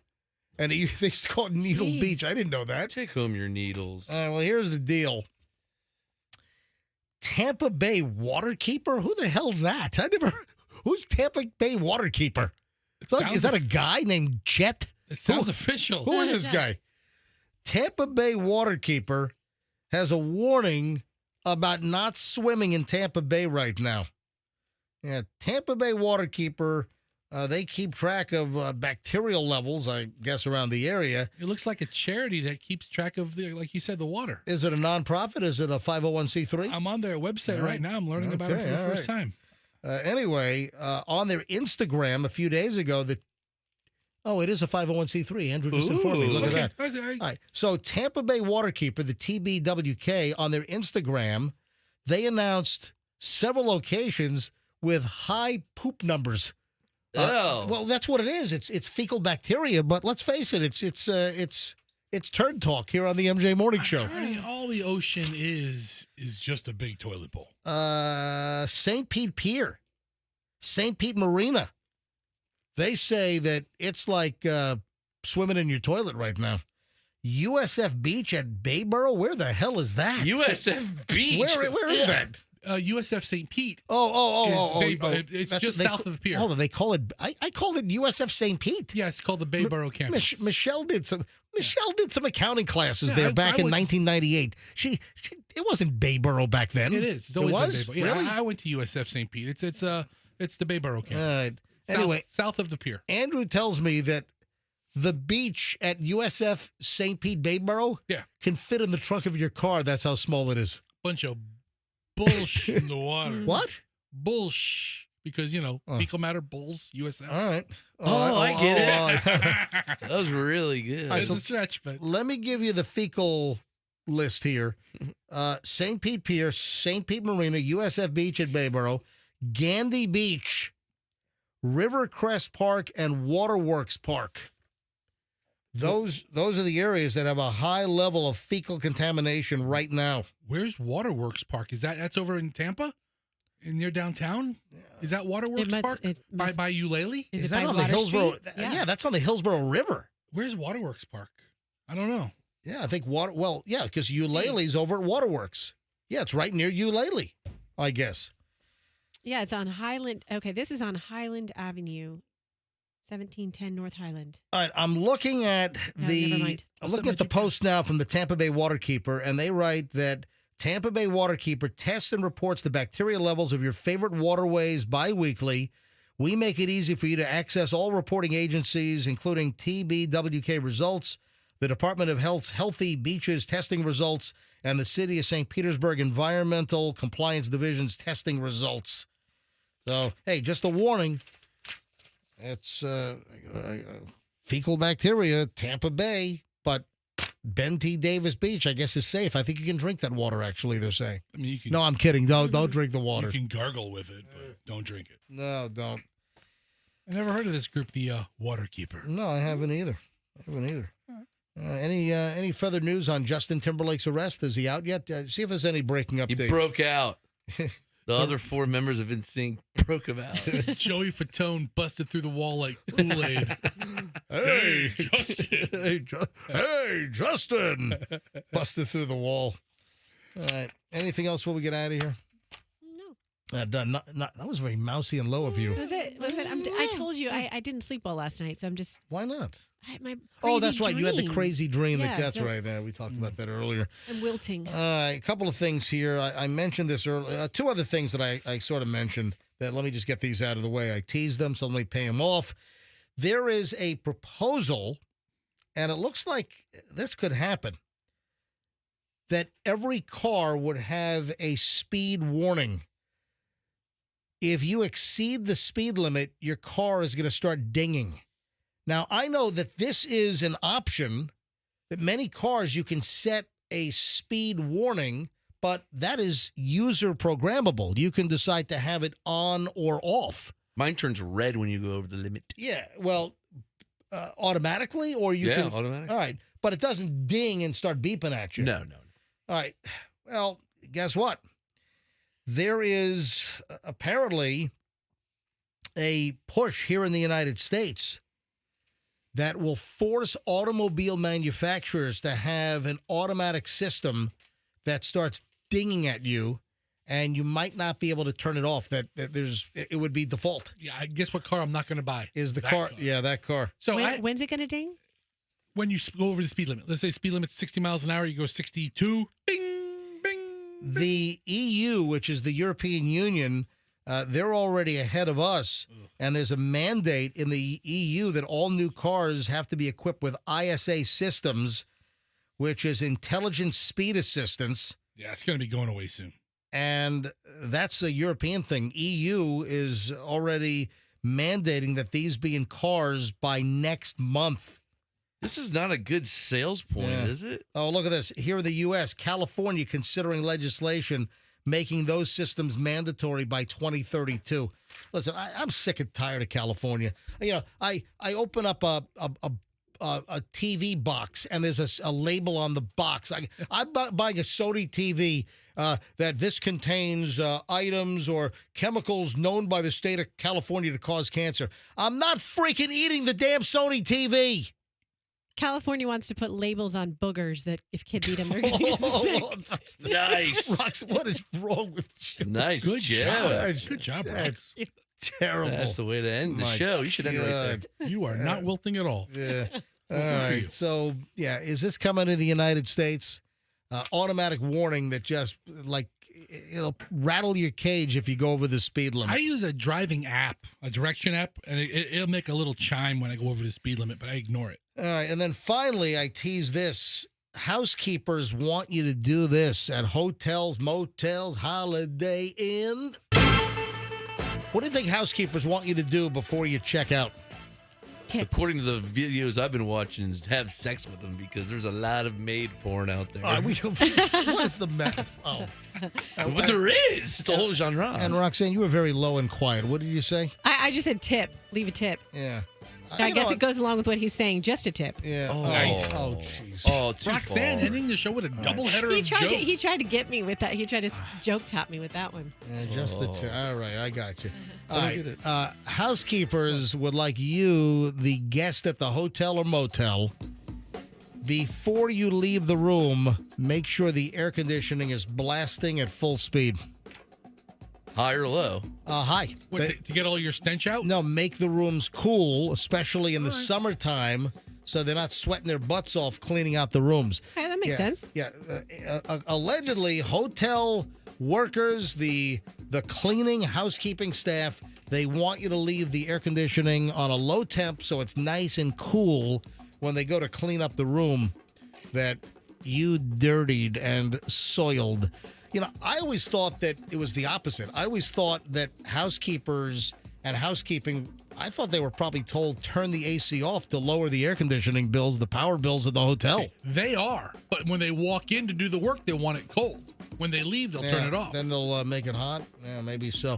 All right, we got to roll, folks. 9:47 at the MJ Morning Show. Have a phenomenal day. You need to get a hold of me. I'm MJ at MJMorningShow.com. That's MJ at MJMorningShow.com. I'm looking for a Michelin rep. If there is a local Florida or West Coast, or if there's a Michelin tire rep that works for the company, I need to talk to you. Got an issue. All right, send me an email, MJ at MJMorningShow.com. Folks, have a great day. We'll see you back here tomorrow on the MJ Morning Show on Q105, and let's be careful out there.